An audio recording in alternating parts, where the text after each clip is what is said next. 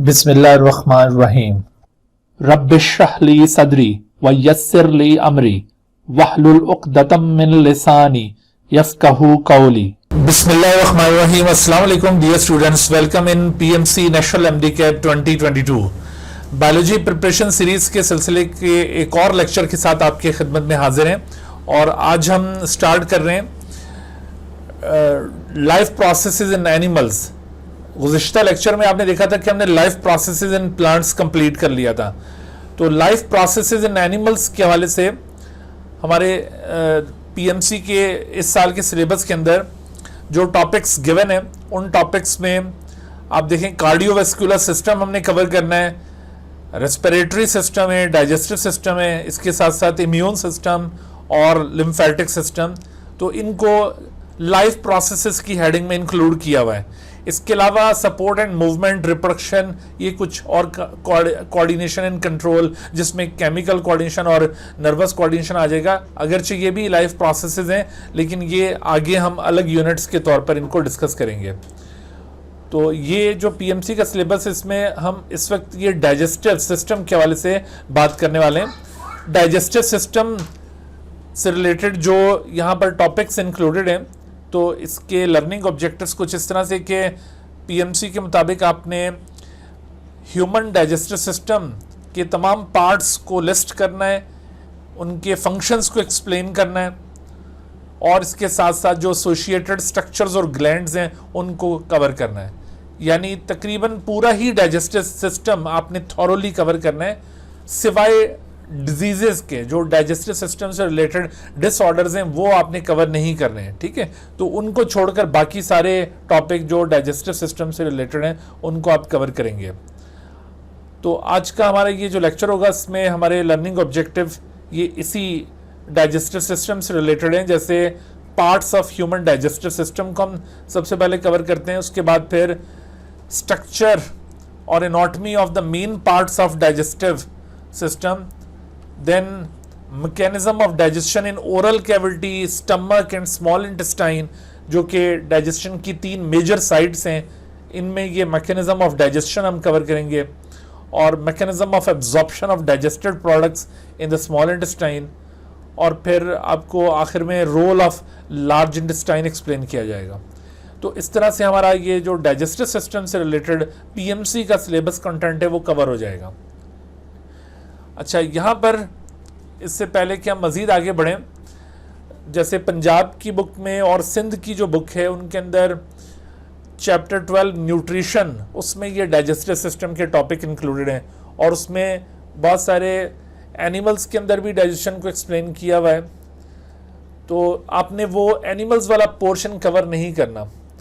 और जहाँ तक फेडरल बोर्ड में नेशनल बुक फाउंडेशन और इसके साथ साथ केपीके और बलूचिस्तान की बुक्स का ताल्लुक है, तो उसमें ये चैप्टर 11 डाइजेशन की हेडिंग के साथ मौजूद है। तो डाइजेशन में पूरा ह्यूमन डाइजेस्टिव सिस्टम एक्सप्लेन किया हुआ है इन तीनों बुक्स के अंदर। तो आपने सिर्फ ये पोर्शन अच्छी तरह से कवर करना है जी। तो डाइजेशन या डाइजेस्टिव सिस्टम, इनमें क्या रिलेशन है? डाइजेशन आप सभी जानते हैं कि this is the break down of undiffusible form of food into diffusible form. जब कोई भी ऑर्गेनिज्म न्यूट्रिशन लेता है, तो न्यूट्रिशन में एक इवेंट होता है that is taking in a food. जब वो फूड को इनटेक करता है, तो वो फूड इस फॉर्म में नहीं होता कि उसको बॉडी के फ्लूइड्स के अंदर एब्जॉर्ब किया जा सके। वो फूड इस तरह से बड़े पीस की शक्ल में होगा और बॉडी फ्लूइड के अंदर एब्जॉर्ब नहीं हो सकेगा। The body fluid is the blood, जिसके जरिए पूरी बॉडी में इसको डिस्ट्रीब्यूट करना है। तो इस वजह से इस लार्ज पीस ऑफ फूड को छोटे पार्टिकल्स में ब्रोकन डाउन किया जाता है, so that it can be uptaken by the body fluid, और फिर उसको पूरी बॉडी के अंदर डिस्ट्रीब्यूट किया जा सके। So this break down of undiffusible form of food into diffusible form is called digestion. Digestion आप देखेंगे कि किसी जगह पर ये by means of enzymes digestion perform हो रहा होगा, that is called chemical digestion, और किसी जगह पर by means of mechanical activity of the teeth या फिर स्टमक के अंदर मस्क्यूलर एक्टिविटी की वजह से डाइजेशन परफॉर्म हो रहा होगा, that is called mechanical digestion. तो यूँ इस तरह से दो किस्म का ये डाइजेशन होता है। चूंकि यहाँ पर डाइजेशन को हम डिफाइन करें तो डाइजेशन की दो और टाइप्स भी आपने याद रखनी है। डाइजेशन की एक किस्म इंट्रा सेलुलर डाइजेशन होता है और दूसरा extra cellular digestion. Intra cellular का तो मतलब है कि digestion within the cell, और आपने सेल स्ट्रक्चर एंड फंक्शन में एक ऑर्गेनल पढ़ा था जो इंट्रा सेलुलर डाइजेशन से वाबस्ता है। वो कौन सा ऑर्गेनल है? That organelle is lysosome. Lysosome. और जबकि दूसरा होता है extra cellular digestion. Extra cellular digestion means digestion within the cavity और within the digestive tract. तो ऐसा डाइजेशन एक्स्ट्रा सेलुलर डाइजेशन कहलाएगा। जैसे हमारे स्टमक के अंदर भी आप डाइजेशन देखेंगे या फिर आगे स्मॉल इंटेस्टाइन में या इवन ओरल कैविटी में, सो ये एक्स्ट्रा सेलुलर डाइजेशन है। बट एक और टर्म भी स्पेशली हम यूज करते हैं डाइजेशन के हवाले से, that is known as external digestion. External digestion की टर्म किसके लिए यूज की जाती है? External digestion term is use for bacteria, some bacteria and fungi that secrete enzymes from their body and they perform digestion outside their body, और उसके बाद फिर वो digested products को absorb कर लेते हैं।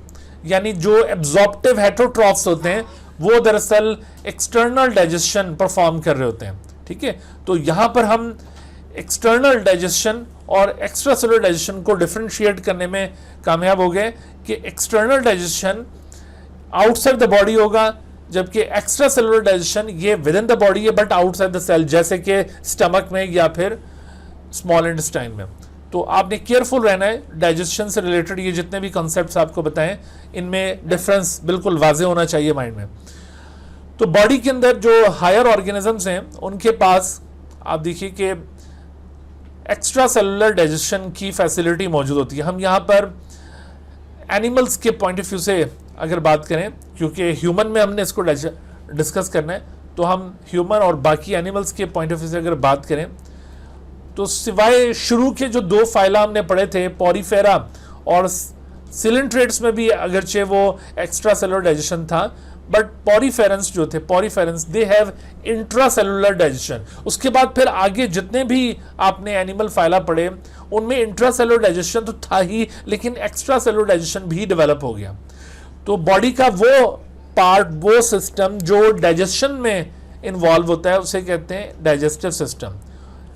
डाइजेस्टिव सिस्टम, इसकी दो मेजर टाइप्स हैं। Digestive system is of two different types in animals. One of them is called sac type digestive system और दूसरी टाइप को कहते हैं ट्यूब टाइप डाइजेस्टिव सिस्टम। तो एनिमल किंगडम में ये दो तरह के डाइजेस्टिव सिस्टम्स पाए जाते हैं, सैक टाइप और ट्यूब टाइप। दोनों में डिफरेंस ये है कि जो सैक टाइप डाइजेस्टिव सिस्टम है वो एक कैविटी पर मुश्तमिल होता है, which has a single opening. This cavity is known as gastrovascular cavity. ये gastrovascular cavity पर मुश्तमिल होगा।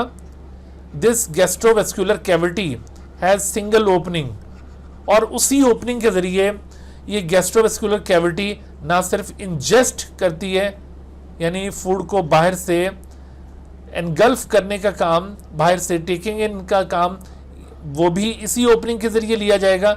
जैसे कि ये मैंने आपको एग्जांपल यहाँ पे कोट की है, हाइड्रा। हाइड्रा एक सिलेंट्रेट एनिमल है, तो इसमें आप देखिए ये सिंगल ओपनिंग, इसी के जरिए फूड का इनटेक भी होगा, दैट इज कॉल्ड इंजेस्शन, और इसी के जरिए जो अनडाइजेस्टेड वेस्ट है वो भी बाहर एलिमिनेट होगी, दैट इज कॉल्ड इजेस्शन। तो आपने नोट किया कि इजेस्शन और इंजेस्शन अगर एक ही ओपनिंग के जरिए परफॉर्म हो रही है तो ऐसा डाइजेस्टिव सिस्टम कहलाएगा sac type. This is only found in platyhelminthes and the coelenterates. लेकिन उसके बाद आगे सिलेंट्रेट के बाद जितने भी फाइला आपने पढ़े थे किंगडम एनिमलिया में, उन सब के पास ट्यूब टाइप डाइजेस्टिव सिस्टम था। सही है, तो ये जो ट्यूब टाइप डाइजेस्टिव सिस्टम है इसकी स्पेसिफिकेशन ये है कि यहाँ पर ये दोनों फंक्शंस इंजेक्शन और इजेक्शन अलग अलग ओपनिंग्स के जरिए होंगे। जैसे injection taking in of food, it is carried out by means of mouth. इसके लिए जो ओपनिंग है वो इंटीरियर एंड पर मौजूद है and that opening is known as mouth.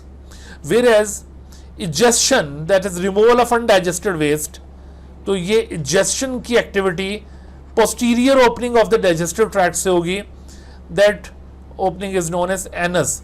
सो इस तरह से ये इंजेक्शन और इजेक्शन दो सेपरेट ओपनिंग्स से अगर परफॉर्म हो तो ऐसा digestive system tube type digestive system कहलाएगा। और याद रखो कि जो ट्यूब टाइप डाइजेस्टिव सिस्टम होता है it consist of a digestive tract, इसमें डाइजेस्टिव ट्रैक्ट है। जैसा कि human digestive system it is a tube type digestive system, so इसमें एक लॉन्ग डाइजेस्टिव ट्रैक्ट मौजूद है। इस लॉन्ग डाइजेस्टिव ट्रैक्ट को इन केस ऑफ ह्यूमन खास तौर पर गैस्ट्रोइंटेस्टाइनल ट्रैक्ट कहा जाता है, या समटाइम इसके लिए अल्टरनेटिव टर्म्स के तौर पर गट या एलिमेंट्री कैनाल वर्ड यूज किया जाता है। तो आपने ये सारे नेम्स याद रखने जो एक दूसरे के सब्स्टिट्यूट वर्ड्स हो सकते हैं, यानी long digestive tract, gastrointestinal tract या गट या एलिमेंट्री कैनाल। अच्छा, ह्यूमन डाइजेस्टिव सिस्टम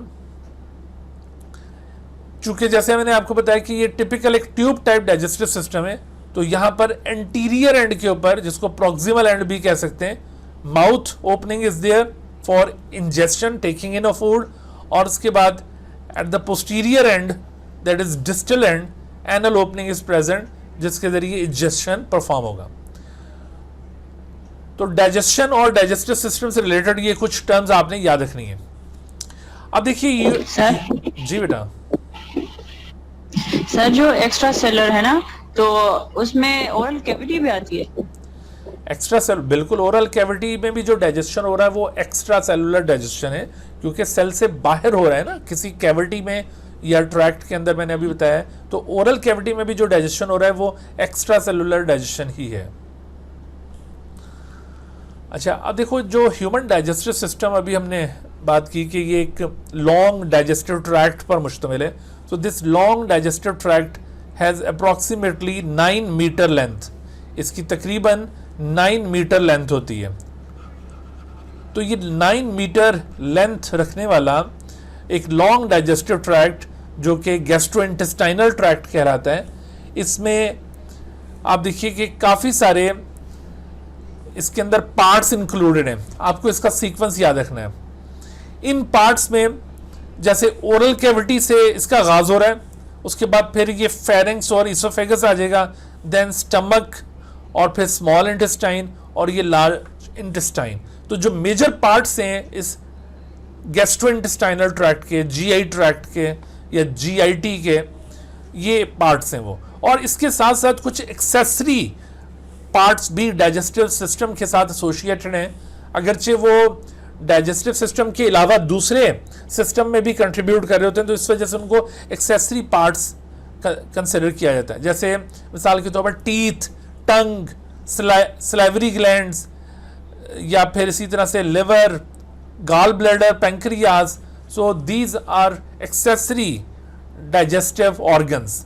तो यहाँ पर आपसे दो तरह के सवालात बन सकते हैं। एक तो आपसे ये पार्ट्स का पूछा जा सकता है कि कौन सा पार्ट डाइजेस्टिव सिस्टम इंक्लूडेड है और कौन सा नहीं, और दूसरा यहाँ पर आपसे सीक्वेंस पूछा जा सकता है कि सीक्वेंस के लिहाज से पहला कौन सा पार्ट होगा, दूसरा कौन सा होगा, तीसरा कौन सा है, और फिर कौन से पार्ट्स ऐसे हैं जिनको एक्सेसरी डाइजेस्टिव ऑर्गन्स के तौर पर कंसिडर किया जाता है। तो इन तीनों एस्पेक्ट्स को आपने यहाँ पे कवर करना है।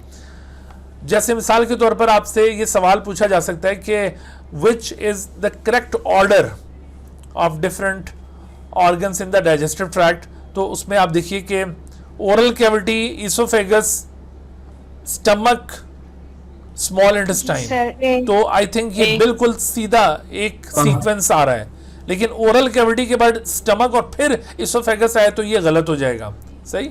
और इसी तरह से स्मॉल इंटेस्टाइन के बाद स्टमक ये नहीं आ सकता, और इसोफेगस के बाद ओरल कैविटी नहीं आ सकती। इसका मतलब है कि बाकी तीनों ऑप्शंस इनकरेक्ट हैं। तो करेक्ट ऑर्डर सिर्फ ये पहले वाला होगा, दैट इज ए। अच्छा, अब देखो ये जो जीआईटी हमने चूंकि अब कन्फाइन करना है ह्यूमन डाइजेस्टिव सिस्टम के ऊपर, तो human digestive system that consist of GIT, gastrointestinal tract, और इसकी लेंथ मैंने आपको बताई तकरीबन 9 मीटर के करीब है। तो इसकी वॉल को अगर आप एग्जामिन करें, जीआईटी की वॉल को किसी भी जगह से अगर आप एग्जामिन करें तो आपको 4 लेयर्स में इसकी वॉल डिफरेंशिएट होती हुई नजर आती है, the wall of the GIT. उसमें outer most layer is known as serosa, serosa is the outer most layer, और जबकि इसके मुकाबले में सिरोसा के अंदर की तरफ यहां पर जो सेकंड लेयर मौजूद होगी दैट इज नोन एज मस्कुलैरिस। मस्कुलैरिस के बाद, मस्कुलैरिस दरअसल 2 तरह के मसल्स पर मुश्तमिल एक लेयर होती है, लॉन्गिट्यूडनल मसल्स और इसके साथ साथ सर्कुलर मसल। लॉन्गिट्यूडनल मसल बाहर की तरफ होंगे और जबकि सर्कुलर मसल्स ये अंदर की जानिब मौजूद होंगे। तो इस तरह से ये 2 लेयर्स में मसल्स मौजूद हैं और इस मस्कुलर लेयर को मस्कुलैरिस कहा जाता है, जबकि सिरोसा जो आउटर मोस्ट लेयर थी it is made up of connective tissues. अच्छा, उसके बाद फिर ये जो मस्कुलैरिस है इसके अंदर की जानिब सब म्यूकोजा मौजूद है। यहां पर एक और बात भी ध्यान में रख लीजिए कि मस्कुलैरिस वैसे तो हमारे पूरे जीआईटी के अंदर ये 2 ही लेयर्स पर मुश्तमिल होगी, लेकिन स्टमक एक स्पेशल रीजन है जीआईटी का जहां पर मस्कुलैरिस में तीसरी एक और लेयर भी मौजूद होती है which is known as oblique muscles. ठीक है, तो सिर्फ वो स्टमक रीजन के अंदर ये एक एडिशनल लेयर होगी मस्कुलैरिस की, इनर टू द अर्लियर 2, जैसे ये पहले वाले जो 2 हैं इनके अंदर की जानिब वो तीसरी लेयर डेवलप होती है। अच्छा, उसके बाद फिर ये मजीद अंदर की तरफ आइए तो सब mucosa which consist of blood vessels and nerves, ये सब म्यूकोजा है, और बिल्कुल जो अंदरूनी सतह है इसकी वो ऑक्यूपाइड होती है म्यूकोजा के जरिए। म्यूकोजा दरअसल ग्लैंडुलर लेयर है, ग्लैंडुलर इन नेचर है क्योंकि इससे बहुत सारी सीक्रेशंस निकलती हैं, और उसके बाद फिर ये सेंटर में जो कैविटी आ जाएगी इसकी ल्यूमेन, तो ये सेंटर में मौजूद है। यहां पर देखो आपसे सवाल पूछे जा सकते हैं इनकी कंपोजिशन के लिहाज से कि कौन सी लेयर में कौन सा टिश्यू प्रेजेंट है, और दूसरा इसका सीक्वेंस पूछा जा सकता है कि अगर कोई आप बाहर से अंदर की तरफ पास करते हैं या अंदर की तरफ से बाहर की तरफ पास करते हैं तो किस सीक्वेंस के अंदर ये लेयर्स प्रेजेंट होंगी। तो इन दोनों बातों पर आपकी ग्रिप होनी चाहिए। अच्छा, अब देखो हम ये डाइजेशन को चूंकि यहाँ पे खास तौर पर डिस्कस करना है तो हम डाइजेशन को with respect to the site of digestion discuss करेंगे। जैसे ओरल कैविटी ये पहली साइट है, तो यहाँ पर पहले स्ट्रक्चर ऑफ ओरल कैविटी और उसके बाद इसके फंक्शन में खास तौर पर हम डाइजेशन को प्रमोट करेंगे।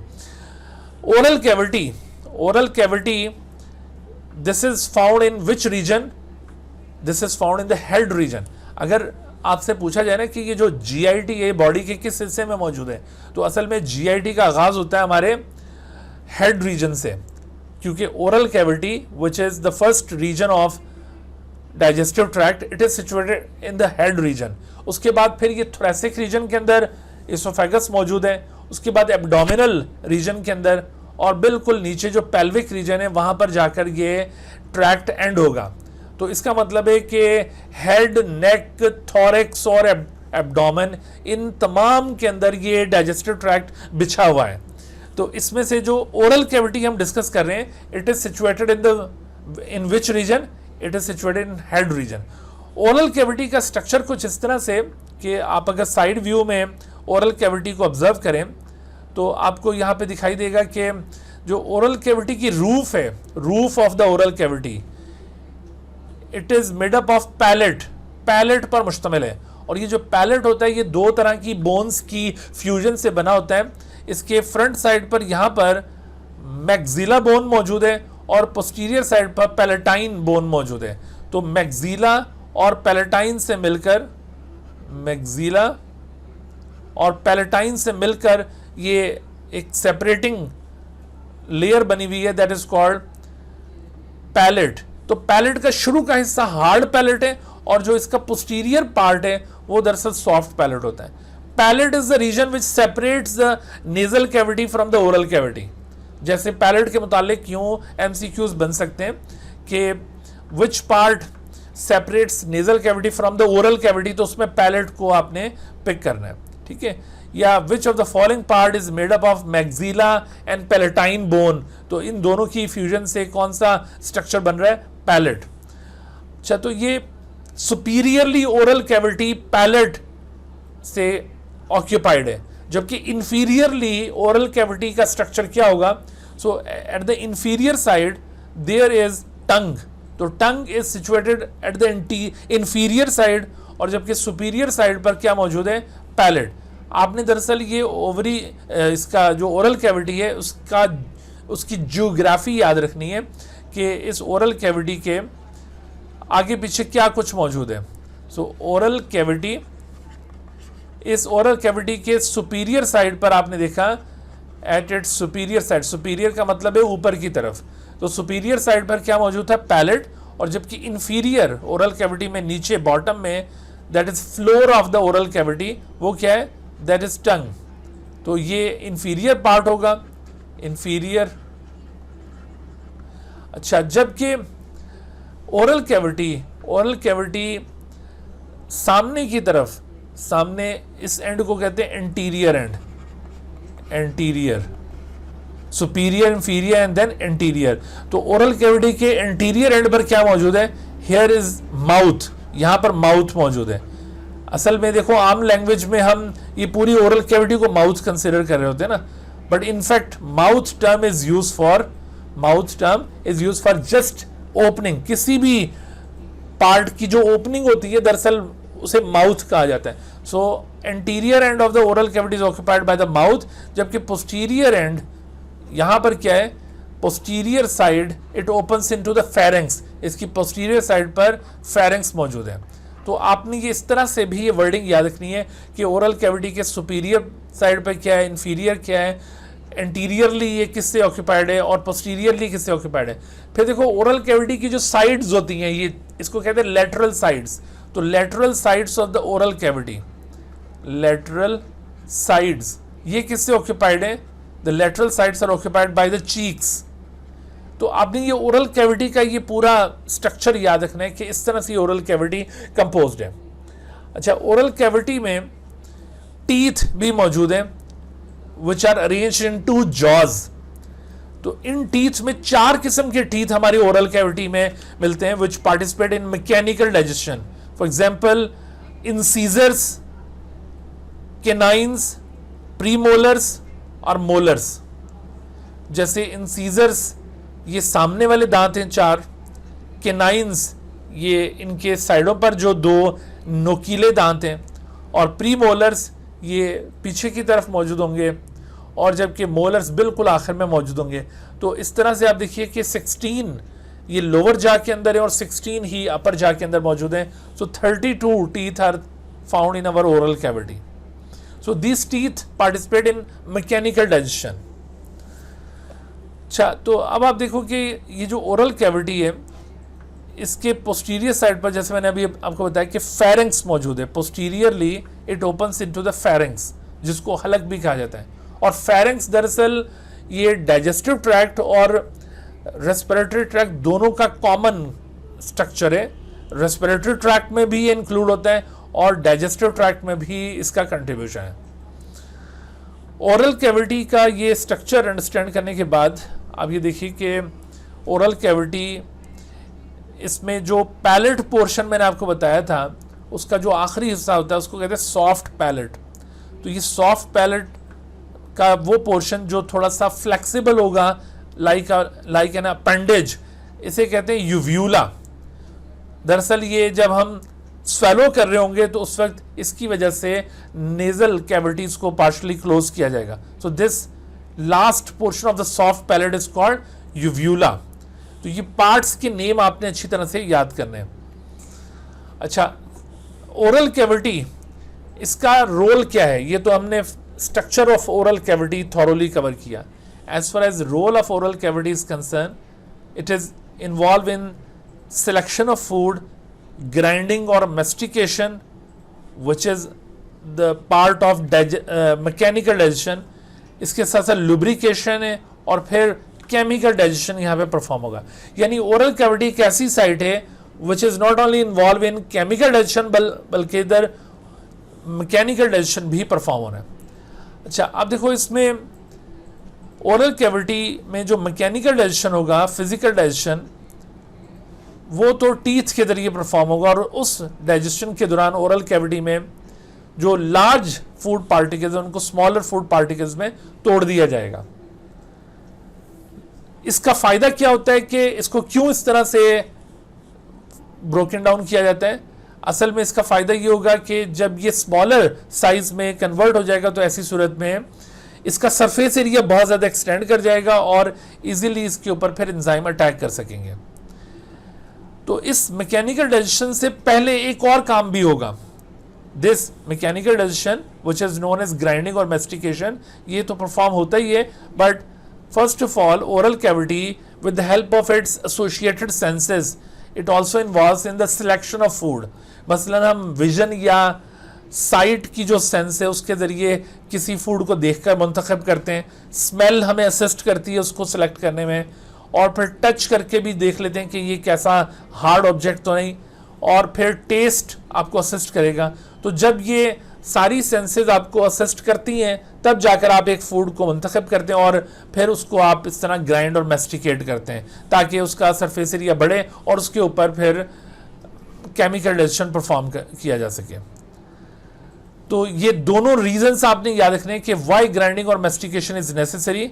उसमें एक पॉइंट मैंने आपको बताया कि फर्दर डाइजेस्टिव ट्रैक्ट में स्मॉलर फूड पार्टिकल्स मूव कर सकते हैं क्योंकि आगे नैरो ट्रैक्ट है, लार्जर पार्टिकल्स मूव नहीं कर सकते, और इसके अलावा जो स्मॉलर साइज के फूड पार्टिकल्स होंगे they have large surface area for chemical digestion. अच्छा, ओरल कैविटी में एक और चीज मौजूद है, वो है salivary glands which participate in the chemical digestion. There are 3 pairs of salivary glands are present, 3 pairs of salivary glands. So ये 3 पेयर्स ऑफ सलाइवरी ग्लैंड्स कौन कौन से हैं? These 3 pairs of salivary glands include, जैसे ये below the tongue आप देख रहे हैं sublingual glands, टंग के बिल्कुल नीचे। फिर दूसरा आप देख रहे हैं submandibular, they are found behind the jaws, या इसको submaxillary भी कहते हैं। And then number 3 are called parotid glands, जो कि ये कान के सामने की तरफ यहां पर मौजूद होंगे, in front of ears। तो ये 3 किस्म के ग्लैंड्स ओरल कैविटी में मौजूद हैं। कलेक्टिवली ये तीनों पेयर्स सलाइवरी ग्लैंड्स के डाइजेस्टिव जूस सीक्रेट करते हैं, and that digestive juice is known as saliva.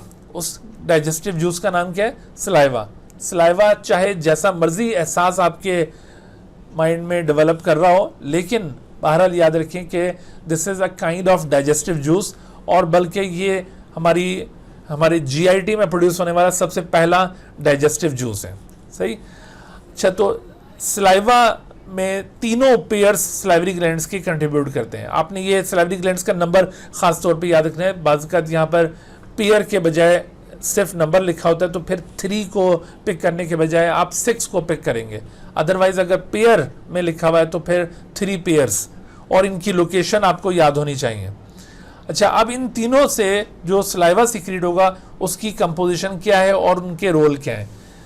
तो उसमें वाटर और mucus both of them provide aqueous medium, यानी वाटरी मीडियम प्रोवाइड करते हैं, और इसके साथ साथ लुब्रिकेट कर देते हैं so that food can easily pass through the digestive tract.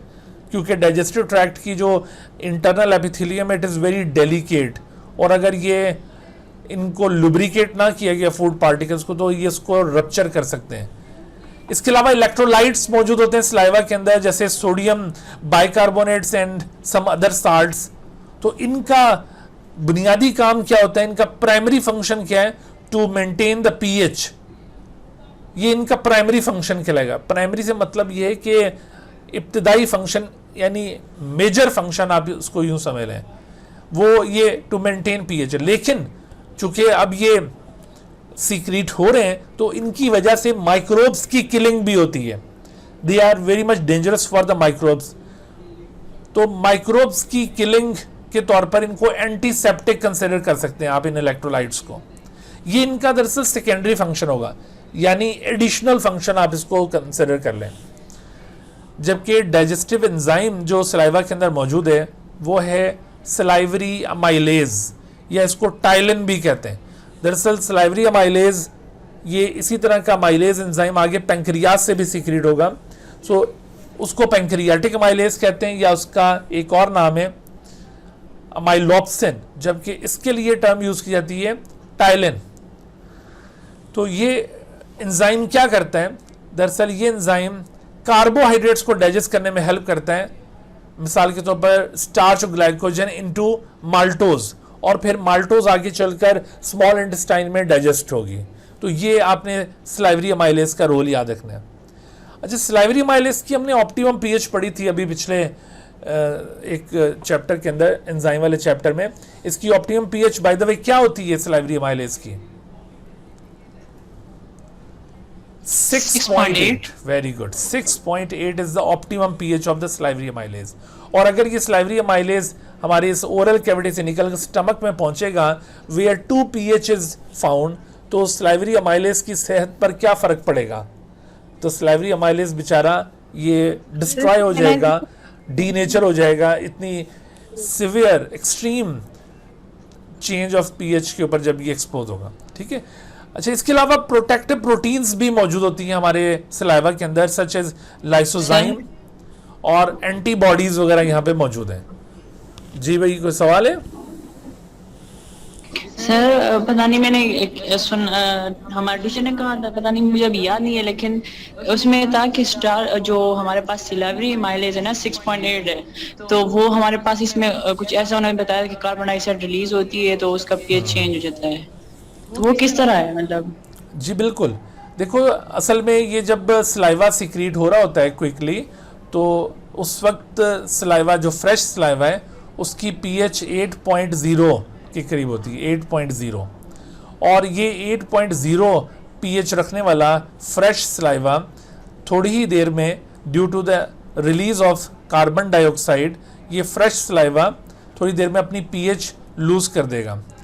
तो फ्रेश सलाइवा उसमें जब सोडियम बाइकार्बोनेट्स मौजूद होंगे तो उस वक्त उसकी पीएच 8.0 होगी, लेकिन आफ्टर सम टाइम उसकी पीएच 6.0 पर आ जाएगी अगर मजीद सलाइवा उसके अंदर ना ऐड हुआ। ठीक है, इसकी वजह क्या है, ऐसा क्यों हुआ? दरअसल कार्बन डाइऑक्साइड इसमें से लिबरेट होती है और उसकी वजह से पीएच ड्रॉप होना शुरू हो जाती है। ठीक है, तो जब ये पीएच इसकी ड्रॉप होगी तो उस वक्त ये 6.0 पर आ जाएगा, लेकिन चूंकि कंटिन्यूसली हमने पानी पिया हुआ होता है तो कंटिन्यूसली सलाइवा सिक्रीट होता रहता है, इस तरह से जो रिक्वायर्ड पीएच थी यहाँ पर 6.8 वो मेंटेन हो जाएगी। तो आपने देखा कि जो मेजर फंक्शन था इन इलेक्ट्रोलाइट्स का वो पीएच को मेंटेन करना ही था, और अदरवाइज इनकी मौजूदगी की वजह से माइक्रोब्स की भी किलिंग हो रही है। ठीक है, तो ये जितने भी कंपोनेंट्स आपने देखे ना, हर एक का रोल आपने जरूर याद रखना है, और इसी तरह के क्वेश्चंस यहाँ से पूछे जाएंगे कि म्यूकस और सलाइवा में क्या फर्क होता है? जी, म्यूकस जो है ये बेसिकली एक ग्लाइकोप्रोटीन टाइप का एक सब्सटेंस है, और ये स्लाइमी सब्सटेंस होता है, slimy. It is the part of the saliva, it is the part of the saliva. Actually saliva इन तमाम चीजों को कलेक्टिवली कहा जा रहा है, और mucus is the part of the saliva which consist of a glycoprotein secretion.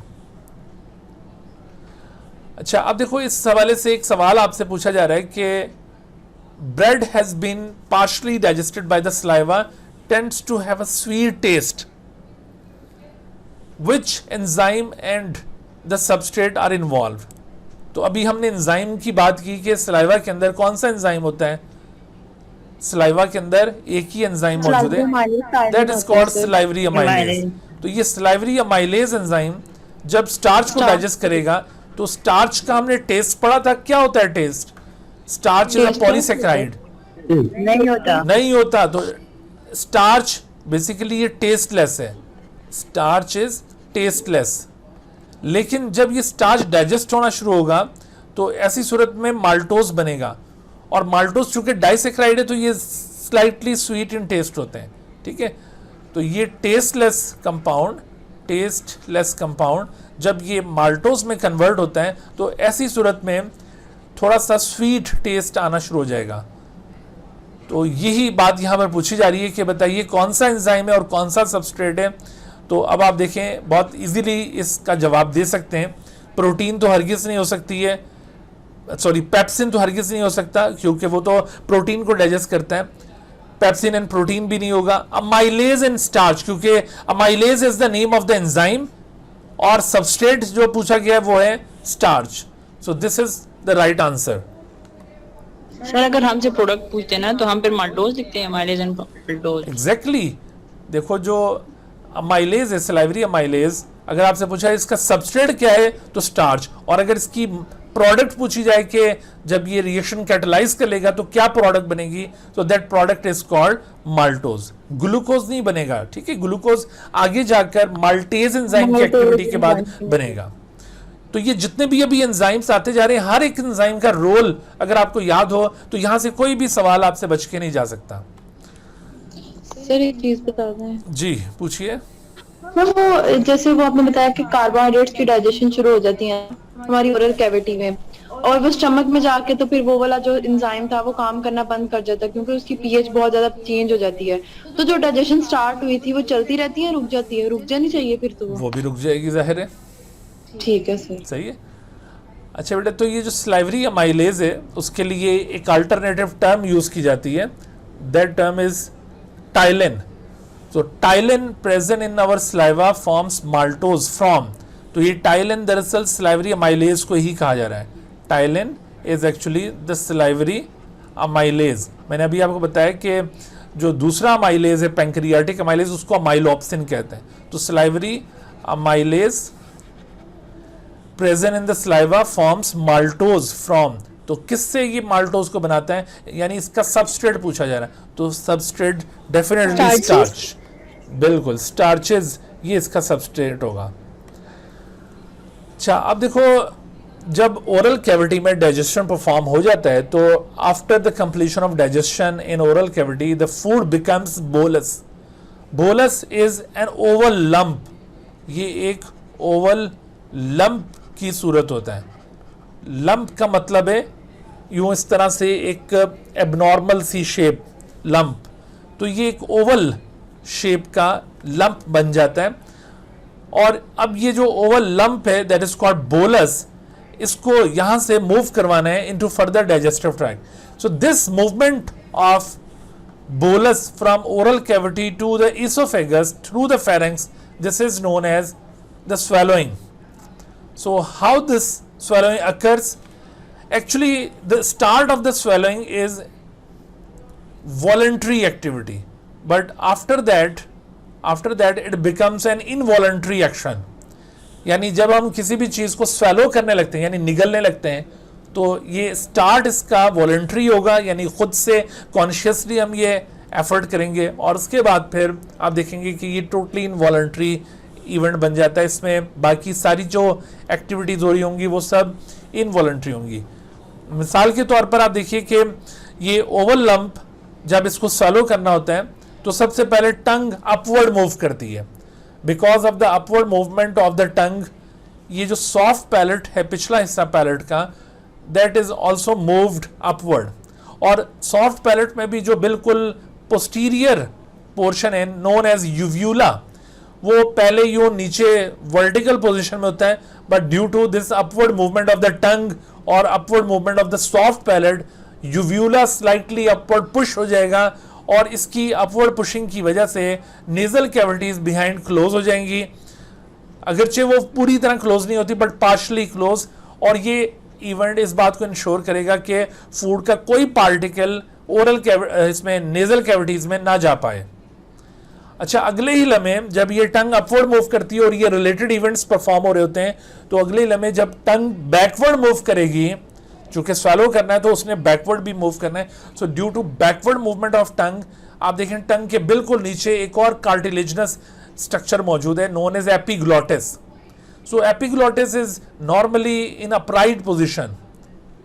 ये जो यूव्यूला था ये नॉर्मली इस तरह से इन्वर्टेड पोजिशन में था, जबकि epiglottis is normally in upright position, but when tongue moves backward So due to backward movement of tongue, epiglottis becomes horizontal in position.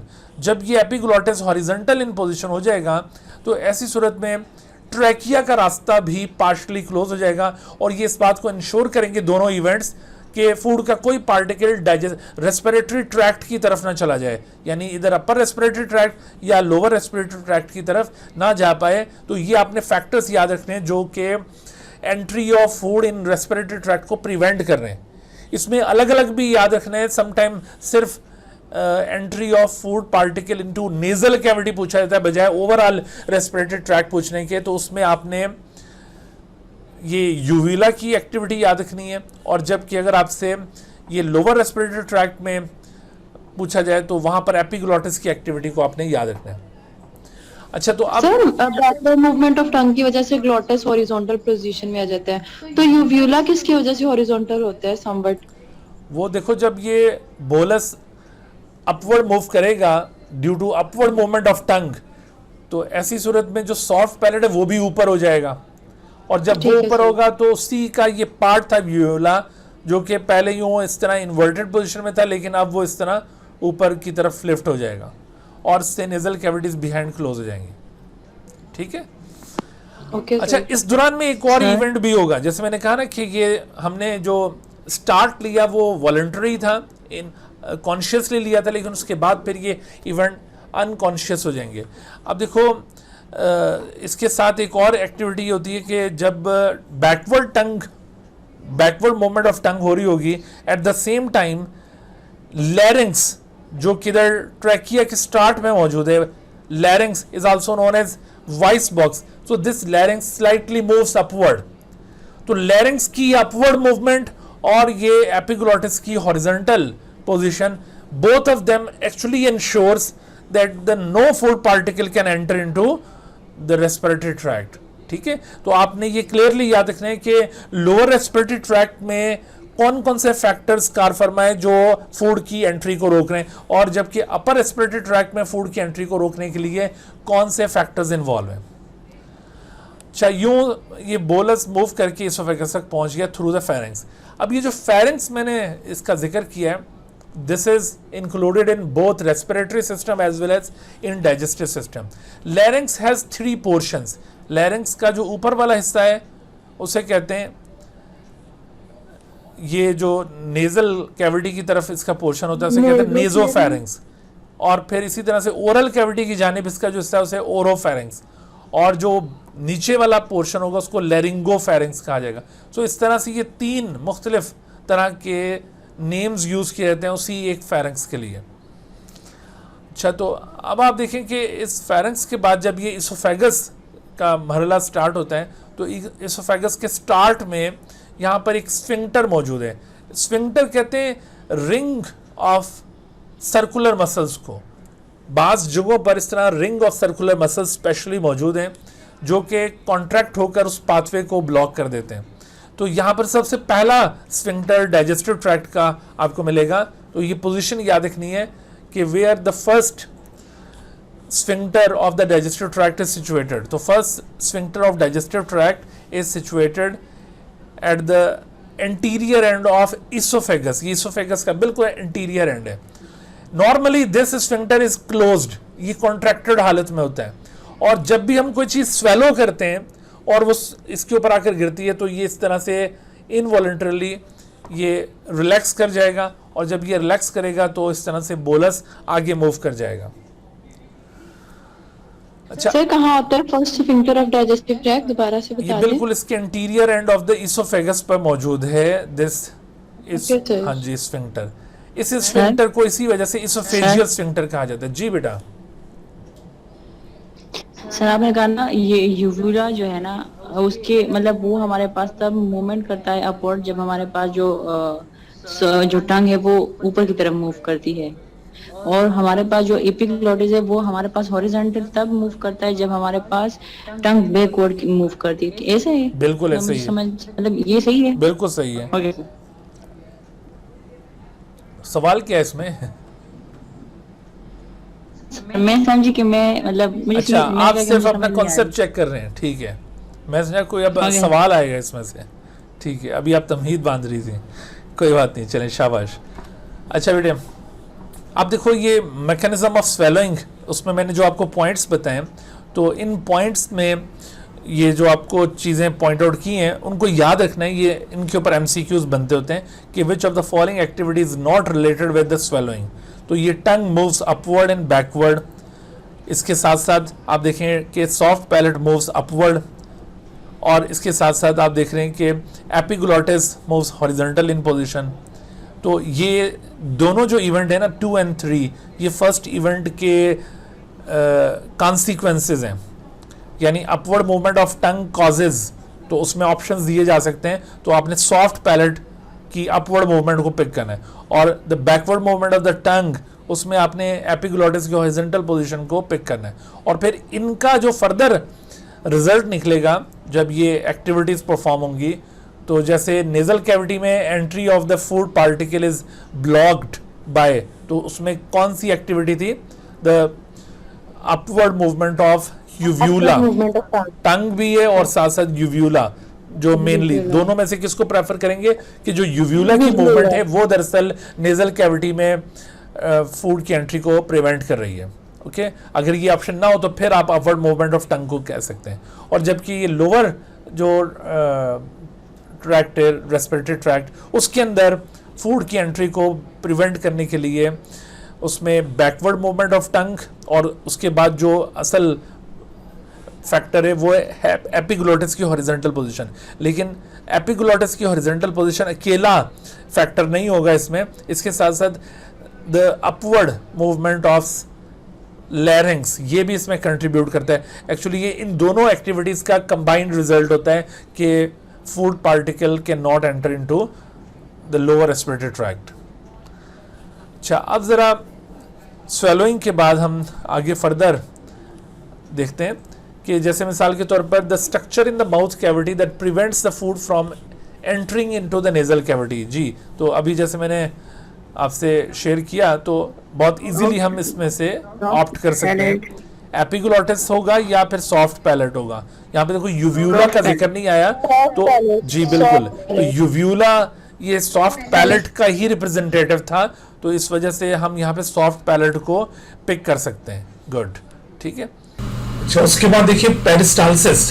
Peristalsis ये डाइजेस्टिव ट्रैक्ट की कैरेक्टरिस्टिक मूवमेंट है जो कि interior and of the digestive tract से start होगी, यानी oesophagus के interior and से स्टार्ट होगी। ओरल कैविटी में पेरिस्टाल्टिक एक्टिविटी मौजूद नहीं होती। बाज़ वक़्त यहाँ पर हम MCQ पूछते हैं कि in which of the following part of digestive tract there is no peristaltic activity, तो ओरल कैविटी में पेरिस्टाल्टिक एक्टिविटी नहीं होगी। उसके बाद फिर आगे इसोफेगस से ऑनवर्ड पूरा जो डाइजेस्टिव ट्रैक्ट उसके अंदर ये पेरिस्टाल्टिक एक्टिविटी पाई जाती है। तो it starts from the interior and of the oesophagus और टिल द एनस ये पेरिस्टाल्टिक एक्टिविटी जारी रहती है। तो इस पेरिस्टाल्सिस की जो कैरेक्टरिस्टिक्स हैं इनके हवाले से MCQs बनते होते हैं कि which of the following is related to peristalsis, या फिर इन कैरेक्टरिस्टिक्स के ऊपर कोई स्पेसिफिक बात पूछी जा सकती है। तो पेरिस्टाल्सिस आप याद रखो कि ये डाइजेस्टिव ट्रैक्ट की एक कैरेक्टरिस्टिक मूवमेंट है जो इसोफेगस से एनस तक जारी है, और हर एक रीजन में GIT का जो हर एक रीजन है वहां पर एक अलग वेव होती है पेरिस्टाल्सिस की। हमेशा पेरिस्टाल्सिस वेव की फॉर्म में ट्रेवल करती हैं। These are the wave like movements. और ये वेव लाइक मूवमेंट्स कैसे डेवलप होती हैं कि हमने जो अभी डिस्कस किया था कि GIT की वॉल के अंदर जो सेकंड लेयर है मस्कुलरिस, उसके अंदर दो तरह के मसल्स होते हैं, सर्कुलर मसल्स और लॉन्गिट्यूडनल मसल। दरअसल इन सर्कुलर और लॉन्गिट्यूडनल मसल्स की अल्टरनेट कॉन्ट्रैक्शन और रिलैक्सेशन की वजह से ये पेरिस्टाल्सिस डेवलप होगी। तो पेरिस्टाल्सिस के दौरान आप देखिए कि जब ये सर्कुलर और लॉन्गिट्यूडनल मसल किसी एक स्पेसिफिक एरिया के अंदर कॉन्ट्रैक्शन और रिलैक्सेशन का मुजाहरा करते हैं, तो GIT का जो डायमीटर होगा, यानी जो ये गैस्ट्रोइंटेस्टाइनल ट्रैक्ट है, उसके डायमीटर के अंदर यूं डिफरेंस आएगा। मिसाल के तौर पर जैसे आप अगर ये जो एरोज यहाँ पे पॉइंट आउट की हुई हैं, एरिया ऑफ कॉन्ट्रैक्शन, तो एरिया ऑफ कॉन्ट्रैक्शन ये किस चीज़ का है? तो एक्चुअली यहाँ पर सर्कुलर मसल्स की कॉन्ट्रैक्शन हो रही है और इसी एरिया के अंदर लॉन्गिट्यूडनल मसल्स रिलैक्स करें, क्योंकि ये एंटागोनिस्टिक मसल्स होते हैं किसी एक स्पेसिफिक एरिया पर। जहां सर्कुलर मसल्स की कॉन्ट्रैक्शन होगी तो वहां पर लॉन्गिट्यूडनल मसल उस वक्त रिलैक्स कर रहे होंगे, और नतीजा क्या निकलेगा, इसका कॉन्सिक्वेंस क्या होगा कि उस जगह पर जीआईटी नैरो हो जाएगा। तो इसी तरह से अगले ही जगह पर जहां पर आपको ये बोलस दिखाई दे रहा है वहां पर वाइडनिंग आपको नजर आ रही है, that is because of the relaxation of the circular muscles and the contraction of the longitudinal muscle. और ऐसी सूरत में जीआईटी का वो स्पेसिफिक रीजन थोड़ा सा वाइडन हो जाता है। लिहाजा अब ये देखो कि जो बोलस यहाँ पर इसोफेगस के अंदर दाखिल हो चुका है, तो उस बोलस के अगले हिस्से पर यानी इसके जो फ्रंट वाला हिस्सा होगा वहां पर सर्कुलर मसल्स की कॉन्ट्रैक्शन होगी, जैसे ये इस जगह पर आपको जो एरो नजर आ रहे हैं। अब यहाँ पर सर्कुलर मसल कॉन्ट्रैक्ट होंगे तो ये इस तरह से पिचक जाएगा, नैरो हो जाएगा, और जबकि इससे पिछले हिस्से में सर्कुलर मसल्स रिलैक्स कर रहे होंगे। तो यूं अल्टरनेटिवली ये सर्कुलर और लॉन्गिट्यूडनल मसल की कॉन्ट्रैक्शन रिलैक्सेशन से बोलस आहिस्ता आहिस्ता आगे प्रोपेल होता चला जाता है और आखिरकार ये अगले रीजन के अंदर दाखिल हो जाएगा। तो जो पेरिस्टाल्टिक वेव यहाँ पर परफॉर्म हो रही है इसोफेगस में, उसका आगाज होगा इंटीरियर एंड ऑफ इसोफेगस से, और वो जाकर टर्मिनेट हो जाएगी wave till the cardiac and of the stomach, और उसके बाद फिर स्टमक के अंदर पेरिस्टाल्टिक वेव अलग से परफॉर्म हो रही होगी और वो एंड हो रही होंगी स्टमक के पायलोरिक एंड के ऊपर, वहां से फिर स्मॉल इंटेस्टाइन की वेव्स अलग जारी होंगी। तो हर एक रीजन के अंदर ये पेरिस्टाल्टिक वेव्स अलग अलग परफॉर्म होंगी। यानी ऐसा हरगिज नहीं है कि एक वेव स्टार्ट हो इसोफेगस से और वो बिल्कुल कंटिन्यूअसली एंड तक जारी रहे, ऐसा नहीं है। जैसे मिसाल के तौर पर ये जो इसोफेगस के अंदर पेरिस्टाल्सिस परफॉर्म हो रही होती है, वो पेरिस्टाल्सिस आमतौर पर जैसे ही हम कोई स्वेलो करते हैं तो उसकी साथ ही पेरिस्टाल्सिस की वेव शुरू हो जाती है, लेकिन जब हम स्वेलिंग रोक देते हैं तो इसोफेगस के अंदर पेरिस्टाल्टिक एक्टिविटीज आहिस्ता आहिस्ता मध्यम होते हुए खत्म हो जाएंगी, और फिर दोबारा जब हम काफी देर तक खाना नहीं खाते तो पेरिस्टाल्टिक वेव्स इसोफेगस के अंदर परफॉर्म नहीं होती हैं। यानी तकरीबन कोई अप्रॉक्सीमेटली 12 आवर्स के बाद अगर आपको खाना खाए हुए काफी देर गुजर चुकी है, तो ऐसी सूरत में जब भूख का एहसास होगा तो पेरिस्टाल्टिक वेव्स दोबारा शुरू हो जाएंगी, और वो जो पेरिस्टाल्टिक वेव्स ड्यूरिंग हंगर शुरू होती हैं उनकी वजह से कुछ अनकंफर्टेबल फीलिंग यहाँ पर महसूस होती है, दैट इज कॉल्ड हंगर पैंग। तो ये जो हंगर पैंग्स होते हैं इनके बारे में अक्सर ये एमसीक्यू पूछा जाता है। तो हंगर पैंग्स की नेचर क्या है? Basically hunger pangs are also peristaltic in nature. Hunger pangs are mild uncomfortable feeling in the chest region due to hunger, और उस वक्त होता क्या है कि due to low blood glucose level ये पेरिस्टाल्टिक एक्टिविटीज इसोफेगस के अंदर स्टार्ट हो जाती हैं, जिससे यहाँ पर अनकंफर्टेबल फीलिंग हो रही होती है। तो ये कहलाते हैं हंगर पैंग्स, और ये पेरिस्टाल्टिक इन नेचर है। जी अभी बेटे क्या सवाल पूछ रहे हैं? सर सवाल में थोड़ा सा मैं कह रही थी, थोड़ा सा शुरू से बता दें। पेरिस्टाल्सिस से मैंने अभी क्लास ज्वाइन की तो मुझे पता नहीं चल रहा था, थोड़ा सा बता दें बस। पेरिस्टाल्सिस के मुतालिक बेटे ये बताया है कि पेरिस्टाल्सिस एक डाइजेस्टिव ट्रैक्ट की एक करेक्टरिस्टिक मूवमेंट है जो कि इसोफेगस से ओरिजिनेट होगी। इसोफेगस के एंटीरियर एंड से ये स्टार्ट होती है और ये पेरिस्टाल्टिक एक्टिविटीज टिल एनस ये जारी रहती हैं। यहाँ पर बाज़ औक़ात हम एक एमसीक्यू पूछते हैं कि डाइजेस्टिव ट्रैक्ट का कौन सा हिस्सा पेरिस्टाल्सिस शो नहीं करता, तो दरअसल वो ओरल कैविटी है, यहाँ पर किसी किस्म की पेरिस्टाल्सिस नहीं होगी, बाकी तमाम हिस्सों में पेरिस्टाल्सिस होगी। तो पेरिस्टाल्सिस ये वेव लाइक मूवमेंट है, वेव्स की फॉर्म में पेरिस्टाल्सिस परफॉर्म होती है। और ये वेव्स कैसे डेवलप होती हैं कि मस्कुलरिस जो कि सेकंड लेयर है जीआईटी वॉल की, उसके अंदर दो तरह के मसल्स हैं, सर्कुलर और लॉन्गिट्यूडनल। तो ये सर्कुलर और लॉन्गिट्यूडनल मसल्स की अल्टरनेट कॉन्ट्रैक्शन रिलैक्सेशन से ये मूवमेंट अराइज होगी किसी भी स्पेसिफिक एरिया में। जैसे आपको इस डायग्राम में दिखाया है, ये एरोज इंडिकेट करिए एरिया ऑफ कॉन्ट्रैक्शन। तो एरिया ऑफ कॉन्ट्रैक्शन दरअसल ये सर्कुलर मसल्स का एरिया ऑफ कॉन्ट्रैक्शन है। याद रखो जिस जगह पे सर्कुलर मसल्स कॉन्ट्रैक्ट होंगे तो उसी जगह पर लॉन्गिट्यूडनल मसल उस वक्त रिलैक्स हो रहे होते हैं, और इन दोनों एक्टिविटीज का नेट कॉन्सिक्वेंस ये आता है कि वो पोर्शन जीआईटी का वहां पे नैरो हो जाता है।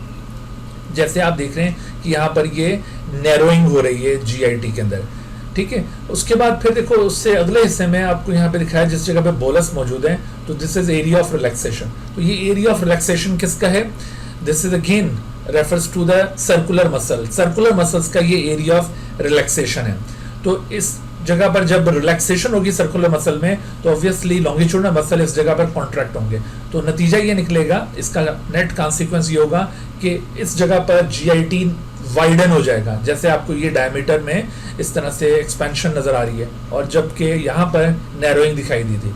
तो इस तरह एक wave contraction of circular muscles behind the bolus followed by the relaxation of circular muscles in front of the bolus, ये बार बार ये एक्टिविटीज परफॉर्म होंगी और यूं वेव की फॉर्म में ये एक्टिविटीज परफॉर्म हो रही होती है, जिससे फूड आगे से आगे मूव करता चला जाता है। तो जो पेरिस्टाल्टिक वेव इसोफेगस में चल रही है वो आकर टर्मिनेट हो जाएगी स्टमक रीजन पे। स्टमक में जो पेरिस्टाल्टिक वेव्स हैं वो स्मॉल इंटेस्टाइन के स्टार्ट के ऊपर, उसके जंक्शन के ऊपर खत्म हो जाएंगी, और जो स्मॉल इंटेस्टाइन की पेरिस्टाल्टिक वेव्स हैं वो लार्ज इंटेस्टाइन पर जाकर इख्तिताम पजीर होंगी। उसके बाद फिर इसी तरह से लार्ज इंटेस्टाइन की अपनी पेरिस्टाल्टिक वेव्स हैं। तो पेरिस्टाल्टिक वेव्स में मैंने आपको बताया कि जो इसोफेगस की पेरिस्टाल्टिक वेव है वो जब हम स्वेलो कर रहे होते हैं उस वक्त शुरू होती हैं, लेकिन जब स्वेलिंग रोक देंगे, जाहिर है कि खाना हम खत्म कर चुके हैं, तो बाकी हिस्सों की पेरिस्टाल्टिक एक्टिविटीज जारी रहती हैं, लेकिन इसोफेगस में स्टॉप हो जाती हैं। अब दोबारा इसोफेगस में पेरिस्टाल्सिस कब शुरू होगी? या तो जब हमने दोबारा खाना शुरू किया तब ये शुरू होंगी, या फिर अगर खाना खाए हुए काफ़ी देर गुजर जाए, तो ऐसी सूरत में जब भूख का एहसास होता है तो उस वक्त ये लो ब्लड ग्लूकोज लेवल की वजह से एक इनवॉलंटरी रिस्पॉन्स है कि पेरिस्टाल्टिक वेव्स इसोफेगस में स्टार्ट हो जाएंगी, और उनकी वजह से एक अनकंफर्टेबल फीलिंग महसूस होती है जिसको हंगर पैंग कहा जाता है। तो hunger pangs are also peristaltic in nature. ये बात भी MCQ में पूछी जाती है, तो आपने इसकी नेचर याद रखनी है, पेरिस्टाल्टिक in नेचर। इंटेस्टाइन की होती होंगी जी सर, मैं तो समझती थी कि हंगर पैंग इंटेस्टाइन नहीं, वो इसोफेगस रीजन के अंदर, चूंकि ये खाना खाने के फौरन बाद रुक जाती है और फिर दोबारा ये जब भूख का एहसास होगा या दोबारा खाना खाएंगे तो फिर ये शुरू होगी। तो जब ये बगैर किसी खाना खाए हुए ये शुरू होती हैं तो उस वक्त अनकंफर्टेबल फीलिंग हो रही होती है। बाकी जो इंटेस्टाइन की पेरिस्टाल्टिक वेव्स हैं वो तो काफ़ी देर तक जारी रहती है ना, खाना खाने के बाद भी काफ़ी देर तक वो जारी रहती हैं, ताकि जो भी फूड उसके अंदर मौजूद है वो आगे से आगे मूव करता रहे। Thank you sir. अच्छा, तो उसके बाद देखो कि सम टाइम नॉर्मली तो इसकी डायरेक्शन ये होती है पेरिस्टाल्सिस की कि इसने ये anterior to posterior end travel करना है पेरिस्टाल्टिक वेव्स ने, लेकिन बाज़ का इसकी डायरेक्शन अपोजिट हो जाती है, जिसको कहते हैं एंटी पेरिस्टाल्सिस। एंटी पेरिस्टाल्सिस का कॉज क्या होगा? इसमें बहुत सारे फैक्टर्स मैटर करते हैं, तो वो फैक्टर्स आप यकीनन मेडिकल में जाके डिस्कस करेंगे, यहाँ पर वो हमारा स्कोप नहीं है। So due to any factor if the peristaltic wave becomes opposite in direction, that is called anti peristalsis. तो उसका नतीजा ये निकलेगा कि जो आपके फूड इंटेस्टाइन में पहुंच चुका था वो स्टमक में रिवर्स हो जाएगा, स्टमक से इसोफेगस में और इसोफेगस से oral cavity and then out. तो this is known as vomiting. So ये जो वॉमिटिंग है ये एंटी पेरिस्टाल्सिस की वजह से हो रही है। सही है, ये बात भी MCQ में अक्सर पूछी जाती है, इसको भी आप अच्छी तरह याद रखिए। जैसे अब एक और क्वेश्चन यहाँ पर, heartburn is due to, अच्छा ये अभी हमने डिस्कस करना है स्टमक के अंदर, तो उससे रिलेटेड ये MCQ है कि देखो जब स्टमक फुल हो जाता है ना, तो स्टमक फुल होने के बाद फिर आपने अगर ज़्यादा खा लिया है और उसमें गुंजाइश नहीं है तो उसके अंदर मौजूद एसिडिक कंटेंट्स वो बैक फ्लश करते रहते हैं इसोफेगस के अंदर, और इसोफेगस में बर्निंग का एहसास होता है जिसको हार्ट बर्न कहते हैं। तो देखो heartburn is due to back flush of acidic chyme into the esophagus, ये राइट ऑप्शन है। जबकि hydrochloric acid in the gastric juice ये बेशक हार्ट बर्न के अंदर कंट्रीब्यूट करता है, क्योंकि ये जो एसिडिक कंटेंट है वही इसोफेगस में जब पहुंचेगा तो उसी की वजह से हार्ट बर्न होगा। तो ये यूं समझ लें कि हार्ट बर्न का ये डायरेक्ट कॉज नहीं है, बल्कि उससे रिलेटेड जरूर है। Over secretion of pancreatic juice, again this can be related to the heartburn but it is not a direct cause of the heartburn. और absence of pepsin in the gastric juice ये बिल्कुल भी related नहीं है। तो इसमें जो सबसे करेक्ट ऑप्शन होगा वो पहले वाला ऑप्शन है कि back flush of acidic chyme into the esophagus. हालांकि अगर यहाँ पे पूछा जाता है कि which of the following is not related to heartburn, तो उसमें हम ये डी ऑप्शन को चूज कर सकते थे, क्योंकि absence of pepsin in the gastric जो इसका कोई रिलेशन नहीं है हार्ट बर्न के साथ। बाकी जो ऑप्शंस हैं they are somehow related with heartburn. अच्छा, उसके बाद अब आगे बढ़ते हैं हम stomach which is a major site of digestion in our GIT. इसका स्ट्रक्चर और फंक्शन किस तरह से। तो स्टमक, एक तो इसकी आपको लोकेशन पता होनी चाहिए। ये जो इसोफेगस आप देख रहे थे, इसोफेगस हमारे थोरेसिक कैविटी से पास होते हुए अब एब्डोमिनल कैविटी में दाखिल हो जाता है, जहां पर ये स्टमक के साथ आकर कनेक्ट होगा। तो मैंने जैसे मैंने आपको बताया था कि ये जो हमारा जीआईटी है, इसका आगाज होता है हेड रीजन से। तो हेड रीजन से ये ओरिजिनेट होने के बाद थोरेसिक रीजन को ये क्रॉस करते हैं, और थोरेसिक रीजन से अभी एब्डोमिनल रीजन में, थोरेसिक रीजन में किस जगह से जीआईटी गुजर रही है, तो वो चीज भी आपको पता होनी चाहिए। और उसके बाद फिर मैं स्टमक की तरफ आता हूँ। देखो, थोरेसिक रीजन के अंदर लंग्स मौजूद हैं, लंग्स, और लंग्स के दरमियान जो स्पेस होती है that is known as mediastinum. तो ये जो मीडियास्टीनम रीजन है, that is space between the lungs, उस जगह से इसोफेगस पास कर रहा होता है। तो ये इसोफेगस देखिए मीडियास्टीनम से गुजरते हुए ये नीचे स्टमक के साथ इसका सामना हुआ। दरअसल स्टमक एब्डोमिनल कैविटी में लोकेटेड है, जस्ट बिलो द डायफ्राम। इस जगह पर एक्चुअली ये डायफ्राम मौजूद है, diaphragm, muscular diaphragm which separates the thoracic cavity and abdominal cavity. इन दोनों को ये सेपरेट कर रहा है मस्कुलर डायफ्राम। ये यहां से इसोफेगस नीचे उतरेगा और फिर स्टमक के साथ कनेक्ट होगा। इसका मतलब है कि डायफ्राम के अंदर लाजमी कोई ना कोई ओपनिंग है जिसके अंदर से ये इसोफेगस गुजर कर नीचे उतरता है। तो इस ओपनिंग को कहते हैं इसोफेजियल हाइएटस। Oesophageal hiatus. तो ये oesophageal hiatus is an opening in the diaphragm, जिसमें से ये इसोफेगस पास करके नीचे एब्डोमिनल कैविटी में दाखिल होगा और वहां से फिर ये स्टमक के साथ कनेक्ट होगा। तो ये बात भी अक्सर एमसीक्यूज में पूछी जाती है, आप इस टर्म को याद रखिए। Oesophageal hiatus is an opening in the muscular diaphragm through which oesophagus passed down into the abdominal cavity. नीचे उतरकर आप देख रहे हैं कि ये जो इसोफेगस था ये बिल्कुल एक स्ट्रेट पाइप था, बट जैसे ये डायफ्राम क्रॉस करता है तो ये थोड़ा सा बेंड होगा। आप जानते हैं ये बेंडिंग किस साइड पर होगी हमारी बॉडी में, लेफ्ट साइड पर या राइट साइड पर, यानी स्टमक लेफ्ट साइड पर होगा या राइट साइड पर, उसी साइड पर ही बेंडिंग हो रही है।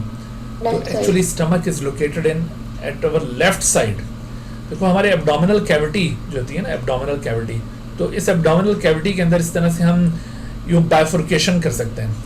एब्डोमिनल कैविटी में ये मीडियन लाइन है एब्डोमिनल कैविटी की, सेंट्रल लाइन, और फिर ये एब्डोमिनल कैविटी को हमने दरमियान से ऐसे बाइसेक्ट किया है। यूं हमने एब्डोमिनल कैविटी के 4 हिस्से बना लिए। These are called quadrants. इनको क्या कहते हैं? क्वाड्रेंट्स। तो ये जो क्वाड्रेंट्स हैं एब्डोमिनल कैविटी के क्वाड्रेंट्स, इसमें स्टमक कौन से क्वाड्रेंट के अंदर लोकेटेड है? तो देखो 2 अपर क्वाड्रेंट्स हैं और 2 लोअर क्वाड्रेंट्स हैं। तो अपर क्वाड्रेंट में भी एक लेफ्ट और एक राइट है, और इसमें लोअर क्वाड्रेंट में भी एक लेफ्ट और एक राइट है। तो स्टमक की लोकेशन क्या बनेगी? तो ये अपर लेफ्ट क्वाड्रेंट के अंदर स्टमक लोकेटेड है। Stomach is located at upper left quadrant. देखो ये जो हम लेफ्ट और राइट डायरेक्शंस का तयन कर रहे होते हैं ना, ये हम वेंट्रल पोजीशन के लिहाज से कर रहे होते हैं। जैसे इस वक्त हमने ये जो व्यू दिखाया हुआ है आपको, ये वेंट्रल व्यू दिखाया हुआ है, this is not a dorsal view. ठीक है, वेंट्रल व्यू में जैसे आप सामने की तरफ से अगर किसी को देख रहे हैं तो वो वेंट्रल व्यू होगा। तो ये वेंट्रल व्यू में लेफ्ट अपर क्वाड्रेंट बनेगा, डॉर्सल व्यू में नहीं है। डॉर्सल व्यू में तो ये राइट अपर क्वाड्रेंट बन रहा है। ठीक है, तो जब भी ये डायरेक्शंस पॉइंट आउट की जा रही होती हैं एनाटॉमी के लिहाज से, तो ये वेंट्रल व्यू से पॉइंट आउट की जा रही होती हैं। लेकिन अगर किसी क्वेश्चन के अंदर खासतौर पर यूं डॉर्सल व्यू से पूछना मकसूद हो तो आपको वो लाजमी क्वेश्चन में डॉर्सल का वर्ड यूज करेगा कि फ्रॉम डॉर्सल साइड अगर आप बॉडी को एग्जामिन करते हैं तो स्टमक की लोकेशन क्या होगी, तो आप फिर उसके मुताबिक बताएंगे।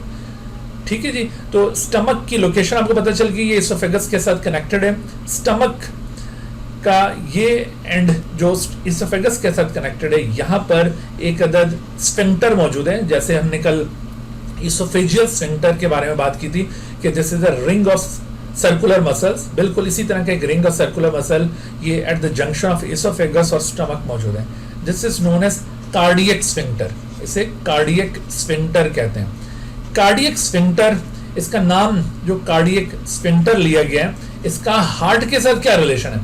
तो याद रखिए कि हार्ट के साथ सिवाय इसके कि उसके पड़ोस में वाक़ और कोई रिलेशन नहीं है, ठीक है, क्योंकि हार्ट ये डायफ्राम के बिल्कुल ऊपर बिल्कुल इसी जगह पर मौजूद है, और उसके नीचे डायफ्राम के नीचे उसके पड़ोस में ये आपको स्टमक नजर आ रहा है। तो ये जो जंक्शन बन रहा है चूंकि बिल्कुल हार्ट के करीब तर है, तो इस वजह से इसको ये एजाज हासिल है कि ये कार्डियक स्फिंक्टर है, ठीक है। जैसे किसी बहुत मशहूर शख्सियत के घर के पास आपका घर हो तो आप बताएंगे ना कि फलां के पास मैं रहता हूँ, तो इसी तरह से ये कार्डियक स्फिंक्टर वो स्फिंक्टर है जो हार्ट के करीब है। बाज़ औक़ात इसके ऊपर ना एमसीक्यू बनाए जाते हैं कार्डियक स्फिंक्टर के ऊपर, और उसमें बड़े मज़े के ऑप्शंस दिए गए होते हैं कि ये स्फिंक्टर हार्ट के फलां चैम्बर में मौजूद है, इस वजह से कार्डियक स्फिंक्टर है, या ये हार्ट के फलां पार्ट का हिस्सा है। तो इस तरह के ऑप्शंस पे आपने बिल्कुल कंफ्यूज नहीं होना। It has nothing to do with heart, just it is near to the heart, okay. अच्छा, उसके बाद ये जो स्टमक है, स्टमक इसके अंदर भी आप देखिए आपको कुछ हिस्से नज़र आ रहे हैं। जो इसका ऊपर वाला हिस्सा होता है इसको कार्डियक रीजन कहते हैं, this is cardiac region of the stomach. उसके बाद फिर जो सबसे नीचे वाला पोर्शन है उसको पाइलोरिक रीजन कहा जाता है, जो स्मॉल इंटेस्टाइन की तरफ है, दिस इज पाइलोरिक रीजन। और जबकि दरमियान में जो पोर्शन होगा इसका स्टमक का, that is called body of the stomach, ठीक है, ये इसकी बॉडी है। इस तरह से तीन हिस्सों पर ये स्टमक मुश्तमिल है। स्टमक नॉर्मली अगर आप देखें जब एम्प्टी होता है तो इसको किसके साथ आप रिजेंबल करेंगे कि ये सी शेप है या जे शेप है या ये आई शेप है या ओ शेप है, तो आप किसके साथ इसको रिजेंबल कर सकते हैं? अगर किसी अल्फाबेट के साथ इसकी रिजेंबलेंस हमने अज्यूम करनी हो तो ये किसके साथ रिजेंबल कर रहे हैं? अगर ये एम्प्टी हो तो जे शेप, ठीक है। So this is actually J shape. But अगर ये फुल हो जाए, अगर इसमें आपने अच्छा खासा खाया हुआ हो तो ये ऐसे मोटा सा हो जाएगा, तो फिर शायद ये ओ से रिजेंबल करना शुरू कर दे। तो stomach is generally resembled with J shape, तो इस वजह से जे शेप ऑर्गन इसे कहा जाता है। ये बात भी एमसीक्यू में अक्सर पूछते हैं। अच्छा, स्टमक की वॉल, इसके ऊपर बड़े क्वेश्चंस होते हैं। स्टमक की वॉल का डिटेल्ड स्ट्रक्चर आपको पता होना चाहिए। ये आपको स्टमक की वॉल का सेक्शन कट करके दिखाया। स्टमक की अंदर की जो कैविटी है उसे कहते हैं ल्यूमेन, ठीक है, अंदर की कैविटी को ल्यूमेन कहते हैं। तो ये वाली जो साइड है ये ल्यूमेन को फेस कर रही है, और जबकि ये साइड ये आउटर साइड है। तो यहाँ पर आउटर साइड से अंदर की तरफ हम आए तो वही जो जीआईटी की वॉल में 4 लेयर्स आपको बताई थी वही आपको यहाँ पे भी नजर आ रही हैं, जैसे सिरोसा जो कि कनेक्टिव टिश्यू की लेयर है, उसके बाद फिर मस्कुलरिस है। यहाँ पर जो मस्कुलरिस है वो बाकी रीजन्स की मस्कुलरिस से थोड़ी मुख्तलिफ है, वो इस सेंस में कि यहाँ पर 2 के बजाय 3 लेयर्स हैं मसल्स की। जैसे मैंने अभी आपको बताया था कि लॉन्गिट्यूडनल मसल्स आउटर लेयर में मौजूद होते हैं और सर्कुलर इनर, लेकिन यहाँ पर inner to the circular muscle there is another muscular layer known as oblique muscles. तो ये मस्कुलरिस थोड़ी सी मुख्तलिफ है।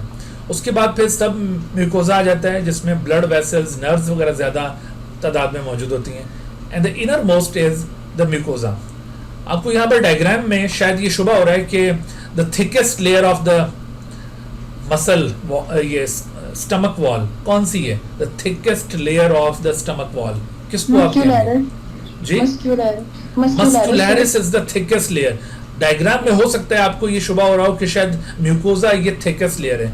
असल में म्यूकोजा यहाँ पर उसको एक्सप्लेन करने के लिए, उसकी यहाँ पर वर्किंग ज़्यादा है तो उसको हमने एक्सप्लेन करने के लिए ज़्यादा बड़ा करके दिखाया हुआ है। तो एक्चुअली जो थिकेस्ट लेयर होगी वो मस्कुलरिस होगी जो मसल्स पर मुश्तमिल है। अच्छा, तो म्यूकोजा ये ग्लैंडुलर लेयर है, इसके अंदर जो ग्लैंड्स मौजूद होते हैं they are called gastric glands. Those glands are called gastric glands. Gastric glands are tubular glands. Gastric glands are generally called as exocrine glands. हालांकि इसके अंदर कुछ एंडोक्राइन सेल्स भी मौजूद होते हैं, but generally gastric glands are supposed to be exocrine glands, क्योंकि ये ट्यूबुलर ग्लैंड्स हैं, डक्ट कंटेनिंग ग्लैंड्स हैं। इनकी जो सीक्रेशंस हैं वो इनके अंदर मौजूद डक्ट के जरिए रिलीज होंगी। दो secretions are release into the lumen of the stomach. यहां पर अगर आप किसी एक गैस्ट्रिक ग्लैंड का ज्यादा डिटेल्ड स्ट्रक्चर मुलाहिजा करें तो आपको कुछ इस तरह से दिखाई देगा कि गैस्ट्रिक ग्लैंड्स 4 किस्म के सेल्स पर मुश्तमिल है।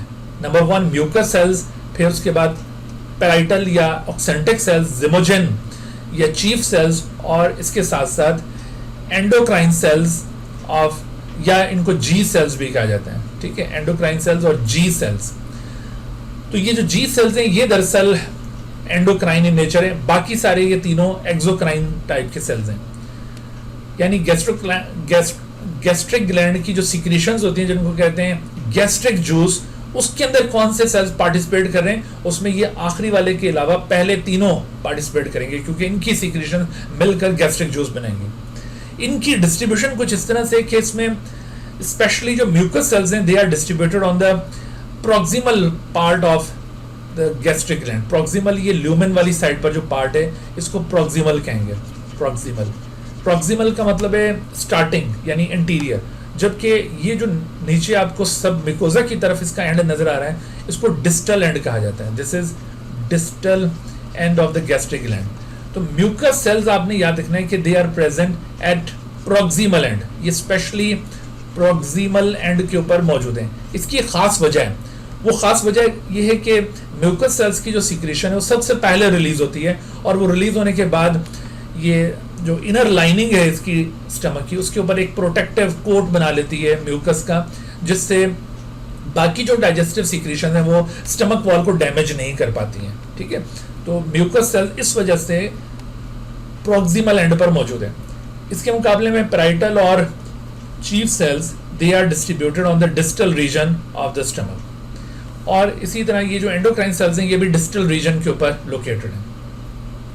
यानी सबसे टर्मिनल पोजीशन के ऊपर आपको सिर्फ एंडोक्राइन सेल्स ही नजर आएंगे। इन तमाम सेल्स की जो सिक्रीशंस हैं, इन तमाम सेल्स की सिक्रीशंस उनको कलेक्टिवली गैस्ट्रिक जूस कहते हैं, और वो गैस्ट्रिक जूस का रोल अभी हम केमिकल डाइजेशन में देखेंगे। स्टमक बेसिकली दो मेजर एक्टिविटीज में इन्वॉल्व है। एक तो ये ड्यूरिंग ईटिंग, जो भी हम आहिस्ता से खाना खा रहे होते हैं उसका स्टोरेज कर रहा होता है, यानी ये किस्म का टेम्परेरी स्टोरेज होगा। और फिर दूसरा जो इसका मेजर रोल है वो डाइजेशन के साथ वाबस्ता है। डाइजेशन में यहाँ पर दो तरह का डाइजेशन मुमकिन है। एक मैकेनिकल डाइजेशन जो कि स्टमक के अंदर जो पेरिस्टाल्टिक वेव्स हैं यहाँ पर, जो कि स्पेशली ऑब्लिक मसल्स भी हैं, तो यहाँ पर बड़ी विगरस किस्म की पेरिस्टाल्टिक वेव्स होती हैं जिनकी वजह से स्टमक के अंदर मौजूद फूड जो बोलस की शक्ल में आके गिरा था, तो बोलस इस तरह से इन पेरिस्टाल्टिक एक्टिविटी की वजह से वो सॉफ्ट पेस्ट की फॉर्म अटेन कर लेगा। तो ये मैकेनिकल डाइजेशन भी यहाँ पे हो रहा है, और साथ साथ chemical digestion by means of gastric juice perform होगा। गैस्ट्रिक जूस जो यहाँ से स्टमक से इसकी गैस्ट्रिक ग्लैंड से सिक्रीट होने के बाद ये डक्ट में पहुंचता है, और डक्ट के जरिए ये आप देख रहे हैं ducts are open into the lumen. These openings of the ducts are called gastric pits. तो गैस्ट्रिक पिट्स किस साइड पर मौजूद है? At the proximal end of the gastric gland या towards the lumen of the stomach. ये इस तरह के सवाल अक्सर पूछे जाते हैं जो एनाटॉमी के साथ रिलेटेड होते हैं कि ये कौन सा पार्ट कौन सी साइड पर मौजूद है। तो इन रिलेशंस को जरूर माइंड में डेवलप करें पढ़ते हुए। अच्छा, तो गैस्ट्रिक पिट्स के जरिए जब गैस्ट्रिक जूस ये रिलीज हो जाएगा तो उसमें मौजूद कंटेंट्स क्या रोल प्ले करेंगे। मिसाल के तौर पर जैसे गैस्ट्रिक जूस में म्यूकस सेल्स का कंट्रीब्यूशन ये है कि ये वाटर और म्यूकस सिक्रीट करते हैं। वाटर और म्यूकस प्रोवाइड्स एक्वस मीडियम ताकि एंजाइमेटिक एक्टिविटी परफॉर्म हो, और दूसरा लुब्रिकेशन इसके जरिए हासिल होगी, और इसके साथ साथ ये प्रोटेक्ट करेगा स्टमक की वॉल को from the effect of the HCl। तो ये इसके ऊपर देखो 3 MCQ यहाँ से बनाए जा सकते हैं।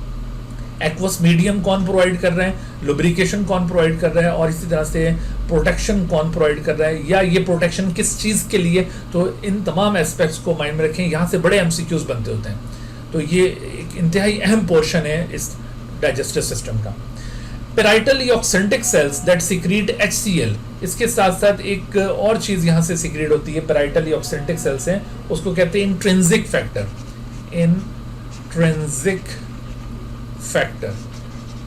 इंट्रिंसिक फैक्टर इसका रोल स्टमक के अंदर नहीं है, ये आगे चलकर स्मॉल इंटेस्टाइन के अंदर रोल प्ले करेगा।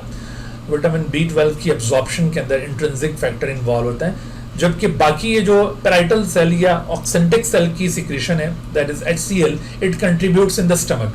तो आपने इस हवाले से ये पॉइंट भी याद रखना है कि कौन सा कंपोनेंट है गैस्ट्रिक जूस का जो कि स्टमक के अंदर वर्क नहीं करता, तो वो इंट्रिंसिक फैक्टर है। Although it is the part of the gastric juice but does not work in stomach. इसका रोल आगे चलकर आपको स्मॉल इंटेस्टाइन में दिखाई देगा। पैराइटल या ऑक्सेंटिक सेल से रिलीज होने वाला HCl ये उसी तरह के रोल प्ले कर रहा है जो हमने ऊपर सोडियम बाइकार्बोनेट्स के जरिए देखे कि एक तो इसका फंक्शन है पीएच को मेंटेन करना, ये इसका प्राइमरी फंक्शन कहलाएगा, यानी मेजर फंक्शन, असल मकसद ये है इसका। लेकिन इसके अंदर चूंकि एंटीसेप्टिक प्रॉपर्टी भी होती है, लिहाजा कोई माइक्रोब अगर ओरल कैविटी से बचकर यहाँ पर पहुंचने में कामयाब हो गया तो अब वो नहीं बच पाएगा, तो ये सेकेंडरी फंक्शन इसका कहलाएगा। सेकेंडरी से मुराद होगी एडिशनल फंक्शन है, यानी मेजर फंक्शन अगर आपसे पूछा जाए, जैसे आपसे किसी एमसीक्यू में पूछा जाए कि which of the following is the major function of HCl, तो मेजर फंक्शन ऑफ HCl में आपने इनको बोथ ऑफ देम को पिक नहीं करना, आपने प्रेफर करना है टू मेंटेन पीएच वाले रोल को। zymogen achieve cells that secrete an enzyme in inactive state called the pepsinogen। ये इस तरह के जो इनएक्टिव एंजाइम्स होते हैं ना, ये छोटे छोटे ग्रेन्यूल्स की फॉर्म में रिलीज होते हैं which are called zymogen granules. ठीक है, तो इन ग्रेन्यूल्स को zymogen ग्रेन्यूल्स कहते हैं, इसी मुनासबत से ये सेल्स भी zymogen सेल्स कहलाते हैं। तो ये zymogen ग्रेन्यूल्स जिसके अंदर ये पेप्सिनोजन मौजूद है, when it is release in the stomach cavity के अंदर ये जब रिलीज होगा तो फिर ये एक्टिवेट हो जाएगा इनटू पेप्सिन, और पेप्सिन फिर क्या करते हैं, pepsin digest the proteins into peptones. Peptones are small polypeptides, peptones are small polypeptides. तो इस तरह से ये स्मॉल पॉलीपेप्टाइड्स के अंदर प्रोटीन्स का ब्रेकडाउन पेप्सिन सरंजाम देगा, और इसके लिए जो रिक्वायर्ड पीएच होती है वो 2.0 पीएच है, which is actually maintain by the HCl। तो यही बात हमने अभी थोड़ी देर पहले आपसे पूछी थी कि जो स्लाइवरी अमाइलेज हमारे ओरल कैविटी में वर्क कर रहा था, वो जब ये बोलस के साथ स्टमक में पहुंचेगा और 2 pH पर वो एक्सपोज होगा तो उसके साथ क्या बनेगा, तो वो बेचारा डी नेचर हो जाएगा, क्योंकि इतनी लो pH के ऊपर वो जब एक्सपोज होता है तो वो डी नेचर हो जाता है। अच्छा, अब ये गैस्ट्रिक जूस में बेसिकली तो ये 3 सेल्स का कंट्रीब्यूशन है, लेकिन यहाँ पर गैस्ट्रिक ग्लैंड में मौजूद एंडोक्राइन सेल्स, उनके बारे में भी थोड़ा सा यहाँ पर हम पॉइंट आउट करें। तो endocrine cells that secret the gastrin hormone, endocrine cells of the gastric gland, इनसे एक हार्मोन सीक्रेट होगा गैस्ट्रिन, और वो दरअसल गैस्ट्रिक जूस की रेगुलेशन करवाता है। गैस्ट्रिक जूस की रेगुलेशन किस तरह से होती है इसके ऊपर अभी हम डिस्कशन करते हैं। उससे पहले आप इस सवाल को जरा गौर कीजिए कि in the demonstration 10 grams of raw meat were suspended in an enzyme solution। raw meat अगर आप solution के अंदर डालें और उसके बाद और 10 grams हैं, and after several hours the meat was weighed and was found to have mass of 3 grams। आपने वैसे ही वो उसके chunks जो थे मीट के वो डाल दिए solution के अंदर, जब डाला तो उस वक्त उसका वेट था 10 grams, और आफ्टर दैट आपने जब उसका वेट किया है आफ्टर सेवरल आवर्स, अब उसका वेट कम हो गया है, 3 grams रह गया। The solution most likely contain bile हो सकता है सोल्यूशन के अंदर, या पेप्सिन हो सकता है, या माल्टेज या माइलेज। तो आप क्या समझते हैं कि किसकी वजह से वो वेट डिक्रीज हुआ होगा मीट का? तो मीट आप याद करो, ये इसके अंदर बेसिकली प्रोटीन्स होती है ना, तो देखो प्रोटीन के ऊपर कौन इफेक्ट कर रहा है, बाइल या पेप्सिन या माल्टेज या माइलेज? तो obviously pepsin. So that solution most likely contain the pepsin, जिसकी वजह से डाइजेशन हुई मीट की और इस तरह से उसका जो मैस था वो कम हो गया। जी भाई, रेगुलेशन ऑफ गैस्ट्रिक सिक्रीशन ये कुछ इस तरह से होती है कि इसमें कुछ सेंसेशंस जैसे टेस्ट की सेंसेशन या फिर स्मेल ऑफ द फूड, और इसके साथ साथ जो टेक्टाइल रिसेप्टर्स हमारे इधर ओरल कैविटी में आसपास मौजूद हैं। टेक्टाइल रिसेप्टर से मतलब है टच रिसेप्टर्स, चूंकि हमने फूड को ओरल कैविटी में रखना होता है, तो वो जो ओरल कैविटी में फूड रखते हैं तो टच की सेंस ओरल कैविटी में टच की सेंस फील कर रही होती है कि कुछ चीज़ ओरल कैविटी में आ चुकी है। या इवन हम जब कोई चीज़ पका रहे होते हैं या फूड को पकड़ रहे होते हैं तो हमारे हाथों में भी टच रिसेप्टर्स मौजूद हैं, तो उनसे भी हमें एहसास होता है कि कोई खाने वाली चीज़ हमने पकड़ी हुई है। ठीक है, यानी ये एहसास ऐसे नहीं होगा कि आप अगर किसी कंप्यूटर के सीपीयू को हाथ लगाएं तो आपको कोई ऐसा एहसास हो, लेकिन अगर आप मैंगो को हाथ लगाएं तो एक डिफरेंट एहसास होगा। ठीक है, तो यूं जब भी कोई खाने की चीज़ को हम पकड़ते हैं या फिर हम जस्ट उसको मुंह में रखते हैं तो जो टेक्टाइल रिसेप्टर है उनसे भी सेंसेशन हासिल होगी। इसके साथ साथ जब आप उसका टेस्ट महसूस करेंगे या इवन अगर उसकी स्मेल आ रही है, और इवन साइट, आप जब खाने पीने की चीज़ों को देखते हैं तो वो भी एक स्टिमुलेशन होती है। यही नहीं बल्कि pleasant thoughts of the food, आपको सिर्फ ये ख्याल आ रहा हो, जैसे अभी मैं खाने पीने की बातें कर रहा हूँ तो आपके जहन में कोई मुख्तलिफ किस्म के ख्याल तो बनना शुरू हो गए होंगे। तो ये pleasant thoughts of the food ये भी यहाँ पे कंट्रीब्यूट करते हैं गैस्ट्रिक जूस की सिक्रेशन में। तो इन तमाम सेंसेशन की वजह से क्या होगा कि the sensation actually stimulate the regulatory centre in the medulla. ये जो गैस्ट्रिक सिक्रेशंस की रेगुलेशन का जो सेंटर ऑफ कोऑर्डिनेशन है, it is located in the medulla. ठीक है, ये बात भी अक्सर एमसीक्यू में पूछी जाती है कि ये regulation of gastric juice brain के कौन से हिस्से से हो रही है। तो मेडुला जो कि हाइंड ब्रेन का पार्ट है, where the regulatory center is located, these sensations actually stimulate this regulatory center in the medulla, और upon stimulation medulla क्या करेगा, medulla ये stimulate करेगा parietal और parietal and chief cells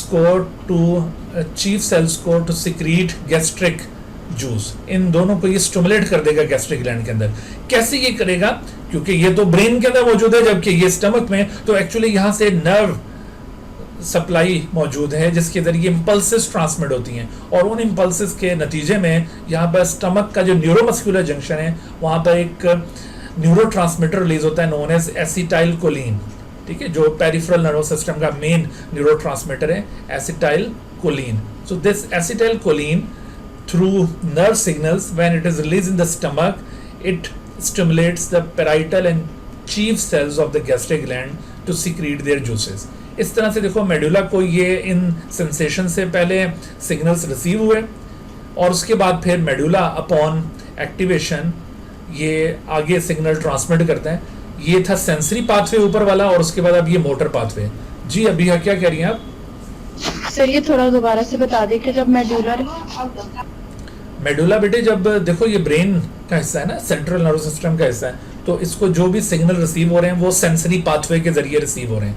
अगरचे अभी हमने कोऑर्डिनेशन आगे चल के डिटेल से डिस्कस करना है, लेकिन यहाँ पर भी उससे रिलेटेड कॉन्सेप्ट पूछे जा सकते हैं। तो ये देखो ये सेंसरी पाथवे है, और मेडुला तक जब इंफॉर्मेशन पहुंच गई कि भाई कुछ खाने पीने का मामला चल रहा है, तो उसके बाद मेडुला ने इंटरप्रेट करने के बाद ये गैस्ट्रिक ग्लैंड को सिग्नल सेंड किया है। This is actually the motor pathway. तो इस मोटर पाथवे के जरिए जब ये नर्व सिग्नल ट्रांसमिट होगा, इंपल्स ट्रांसमिट होगी टू द गैस्ट्रिक ग्लैंड, तो जो न्यूरॉन के एंड्स होते हैं जहां पर वो जाकर जंक्शन फॉर्म कर रहे हैं which are called neuromuscular junction, या फिर वो साइनेप्स बना रहे होंगे यहाँ पर, ठीक है, ग्लैंड्स के साथ उनकी साइनेप्स बन रही होगी, तो उस साइनेप्स वाले हिस्से में ये एसिटाइलकोलिन रिलीज होगा। सो दिस एसिटाइलकोलिन जो कि एक न्यूरोट्रांसमीटर है, it transmits the nerve signal to these gastric gland cells. इस एसिटाइलकोलिन की वजह से गैस्ट्रिक ग्लैंड सेल्स स्टिमुलेट हो रहे होते हैं, और इसके साथ साथ दूसरी तरफ ये इसी मेडुला की वजह से सिग्नल ट्रांसमिट होगा to the gastric endocrine cell.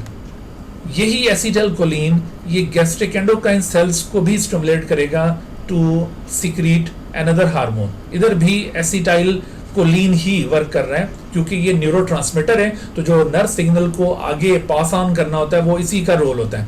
तो अब गैस्ट्रिक एंडोक्राइन सेल से क्या चीज रिलीज होती है, अभी आपको मैंने बताया था, दैट इज गैस्ट्रिन हार्मोन। तो गैस्ट्रिन हार्मोन की सिक्रेशन यहाँ से गैस्ट्रिक एंडोक्राइन सेल से हो रही है, ये भी मेडुला की नर्व सिग्नलिंग के नतीजे में हो रही है, और दूसरा मेडुला की nerve signalling directly in gastric glands को भी स्टिमुलेट कर रही है।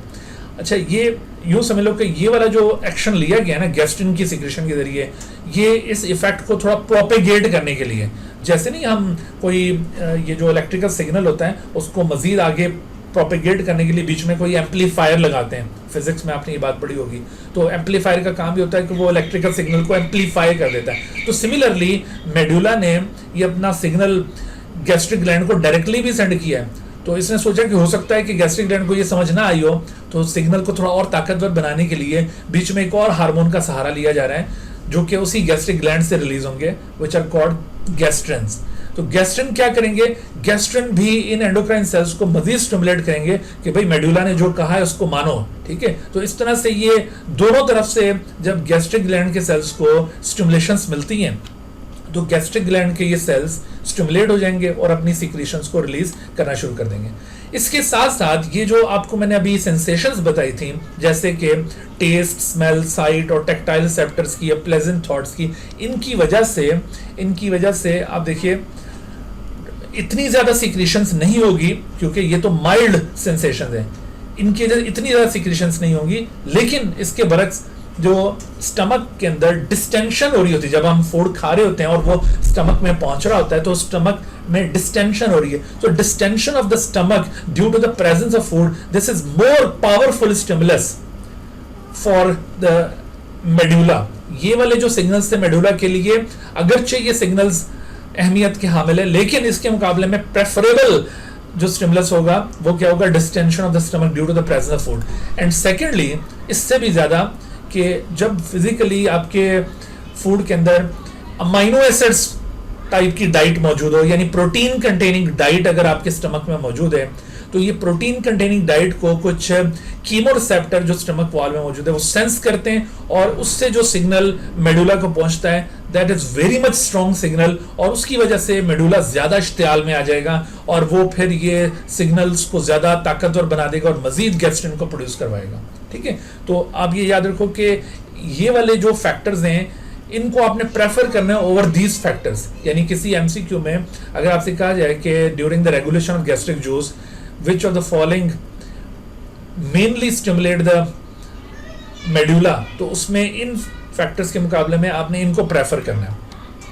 अच्छा, तो इससे भी देखो आपने जैसे ही कहा कि देखा कि ये दोनों भी स्टिमुलेट करें मेडुला को और इसकी ये सिक्रीशंस और प्रमोट हो रही हैं। दूसरी तरफ ये जो फैक्टर्स आपको पॉइंट आउट किए हैं, तो after digestion in the stomach, जब ये डाइजेशन खत्म हो जाएगा तो जाहिर है कि उस वक्त अब फूड स्टमक से निकलकर आगे चला गया होगा, स्टमक में फूड नहीं रहा होगा after the completion of the digestion.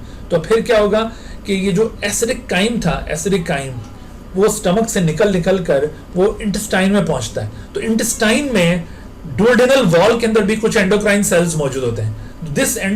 This acidic chyme from the stomach when release in the duodenum, ये फिर डुओडेनल एंडोक्राइन सेल्स को स्टिमुलेट करेगा to release another hormone known as secretin.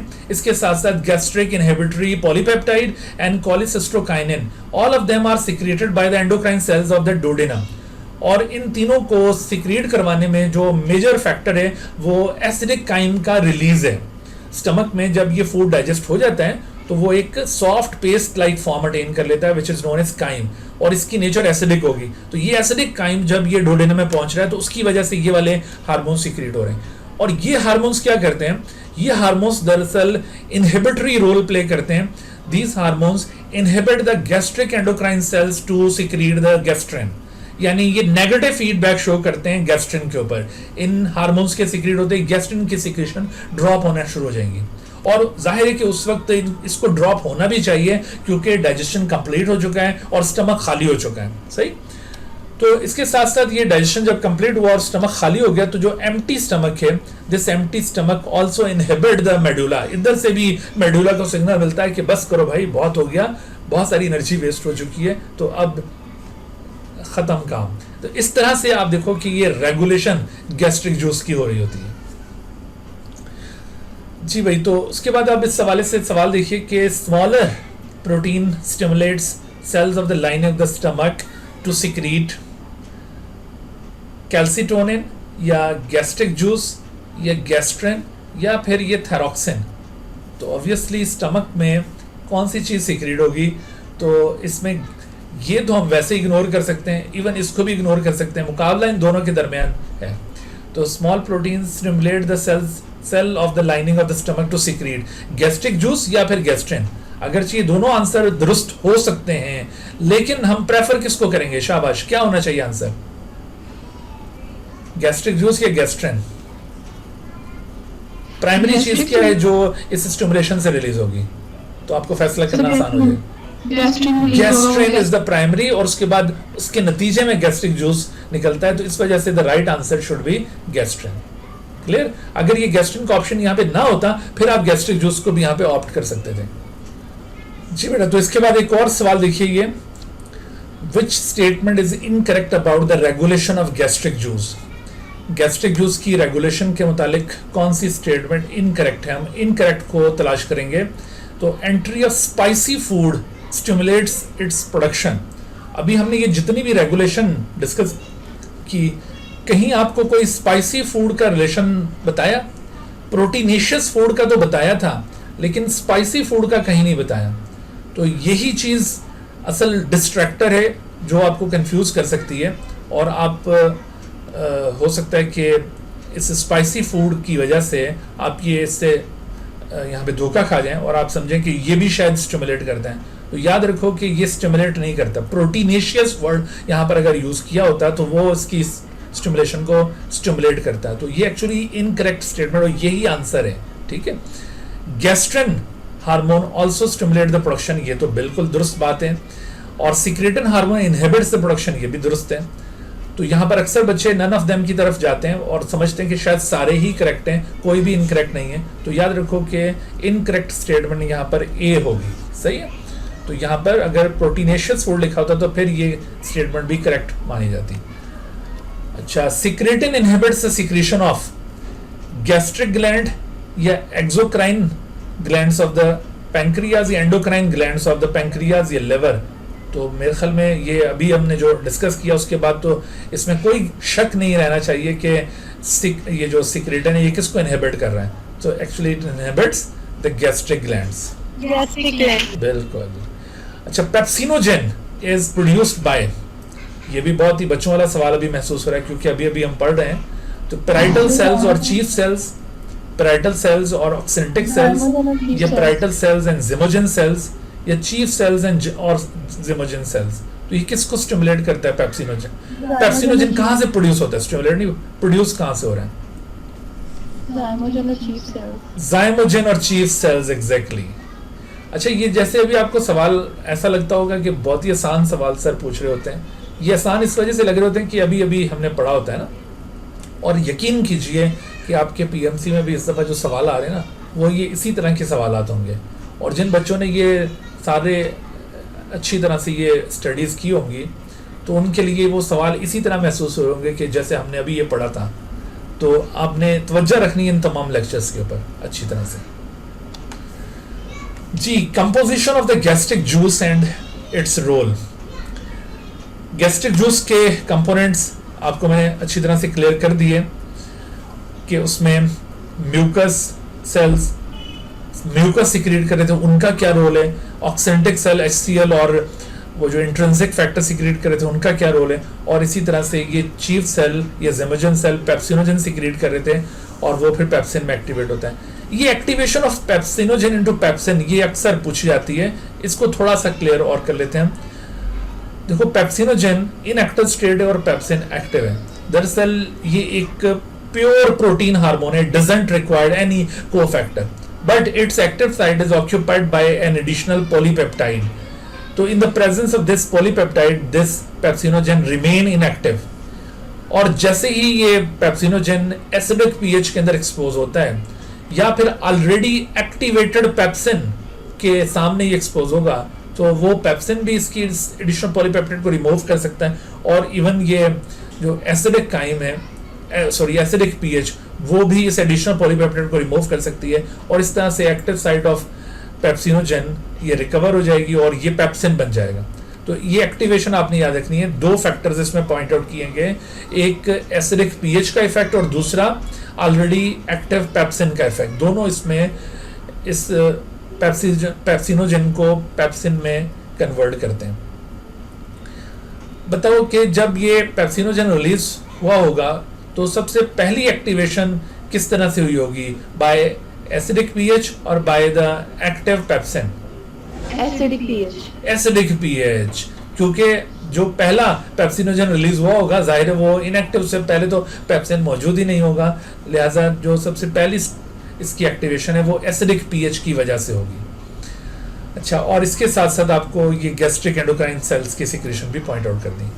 अच्छा, इसके अलावा आपको ये जीआईटी के मजीद हार्मोन्स, इनके भी ये रोल्स टू सम एक्सटेंट पता होने चाहिए। यहाँ पर बहुत ज़्यादा डिटेल से इनके रोल हमारे कोर्स में गिवन नहीं है, लेकिन ये एक टेबल आपको बहुत हेल्प करेगा। तो आपने ये गैस्ट्रिन, इसको तो हमने देख लिया, कोलिसिस्टोकाइनिन सिक्रेटर और गैस्ट्रिक इनहिबिटरी पॉलीपेप्टाइड, इसके बारे में भी ये ब्रीफ इंफॉर्मेशन प्रोवाइड की है इस टेबल में, इसको ज़रूर आप याद रखें ताकि आपका व्यू थोड़ा सा ज़्यादा क्लियर हो जाए और थोड़ा सा इररिलेवेंट क्वेश्चन भी आए तो आप वो करने के काबिल हों, जबकि इसका चांस थोड़ा कम होगा, लेकिन आप इसको याद ज़रूर करें। अच्छा, what happens when the food reaches the stomach? Nothing, कुछ नहीं होगा। No digestion occurs in the stomach, no, ये तो ऐसा हो नहीं सकता, ठीक है। The food moves quickly into the small intestine, बगैर किसी ट्रीटमेंट के सीधा आगे बाईपास कर दिया जाए उसको स्मॉल इंटेस्टाइन में, ऐसा भी मुमकिन नहीं है। स्टमक उसको फिर हाथों हाथ लेगा। Juices mix with food and stomach muscles squeeze it, हाँ ये बिल्कुल पॉसिबल है कि जो जूसेस हैं स्टमक के वो उसके साथ मिक्स हों और स्टमक वॉल स्क्वीज करें और उसकी डाइजेशन हो। The food is completely digested and is absorbed bye tiny food vessels in the wall of the stomach, या ये वाली बात होगी। तो मेरे ख्याल पहले दो तो बिल्कुल रिजेक्ट किए जा सकते हैं, सी और डी में थोड़ा सा डिबेट हो सकती है, ये डिस्ट्रैक्टर्स ज्यादा पावरफुल हैं। तो इसमें बताइए राइट आंसर क्या बनेगा? नहीं होता, चार्ली ऑप्शन होना चाहिए। चार्ली होना चाहिए, वेरी गुड, क्योंकि यहाँ पर डाइजेशन अभी कंप्लीट नहीं होता, यहाँ पे सिर्फ प्रोटीन का डाइजेशन हुआ है, लिहाजा the right answer is C. अच्छा, गैस्ट्रिक सिक्रेशंस की रेगुलेशन में कौन कौन से फैक्टर्स इन्वॉल्व होते हैं? तो अभी आपने मुलाहिजा किया कि सिर्फ केमिकल सिग्नल्स ही इन्वॉल्व नहीं होते, बल्कि इलेक्ट्रिकल सिग्नल्स भी इसके अंदर पार्टिसिपेट करते हैं। जैसे वो मेडुला से जो सिग्नलिंग आ रही थी वो दरअसल इलेक्ट्रिकल सिग्नल्स थी, और केमिकल सिग्नलिंग में ये वाले सारे हार्मोन्स के नाम आपने याद रखने हैं। Dear viewers, thank you for watching this video. If you have not subscribed this channel, kindly subscribe it and also press the bell icon below so that you could be notified about any new video lecture from Biology Guardian. And also do not hesitate to ask any question regarding this lecture. My contacts are shown on the screen. Thank you once again.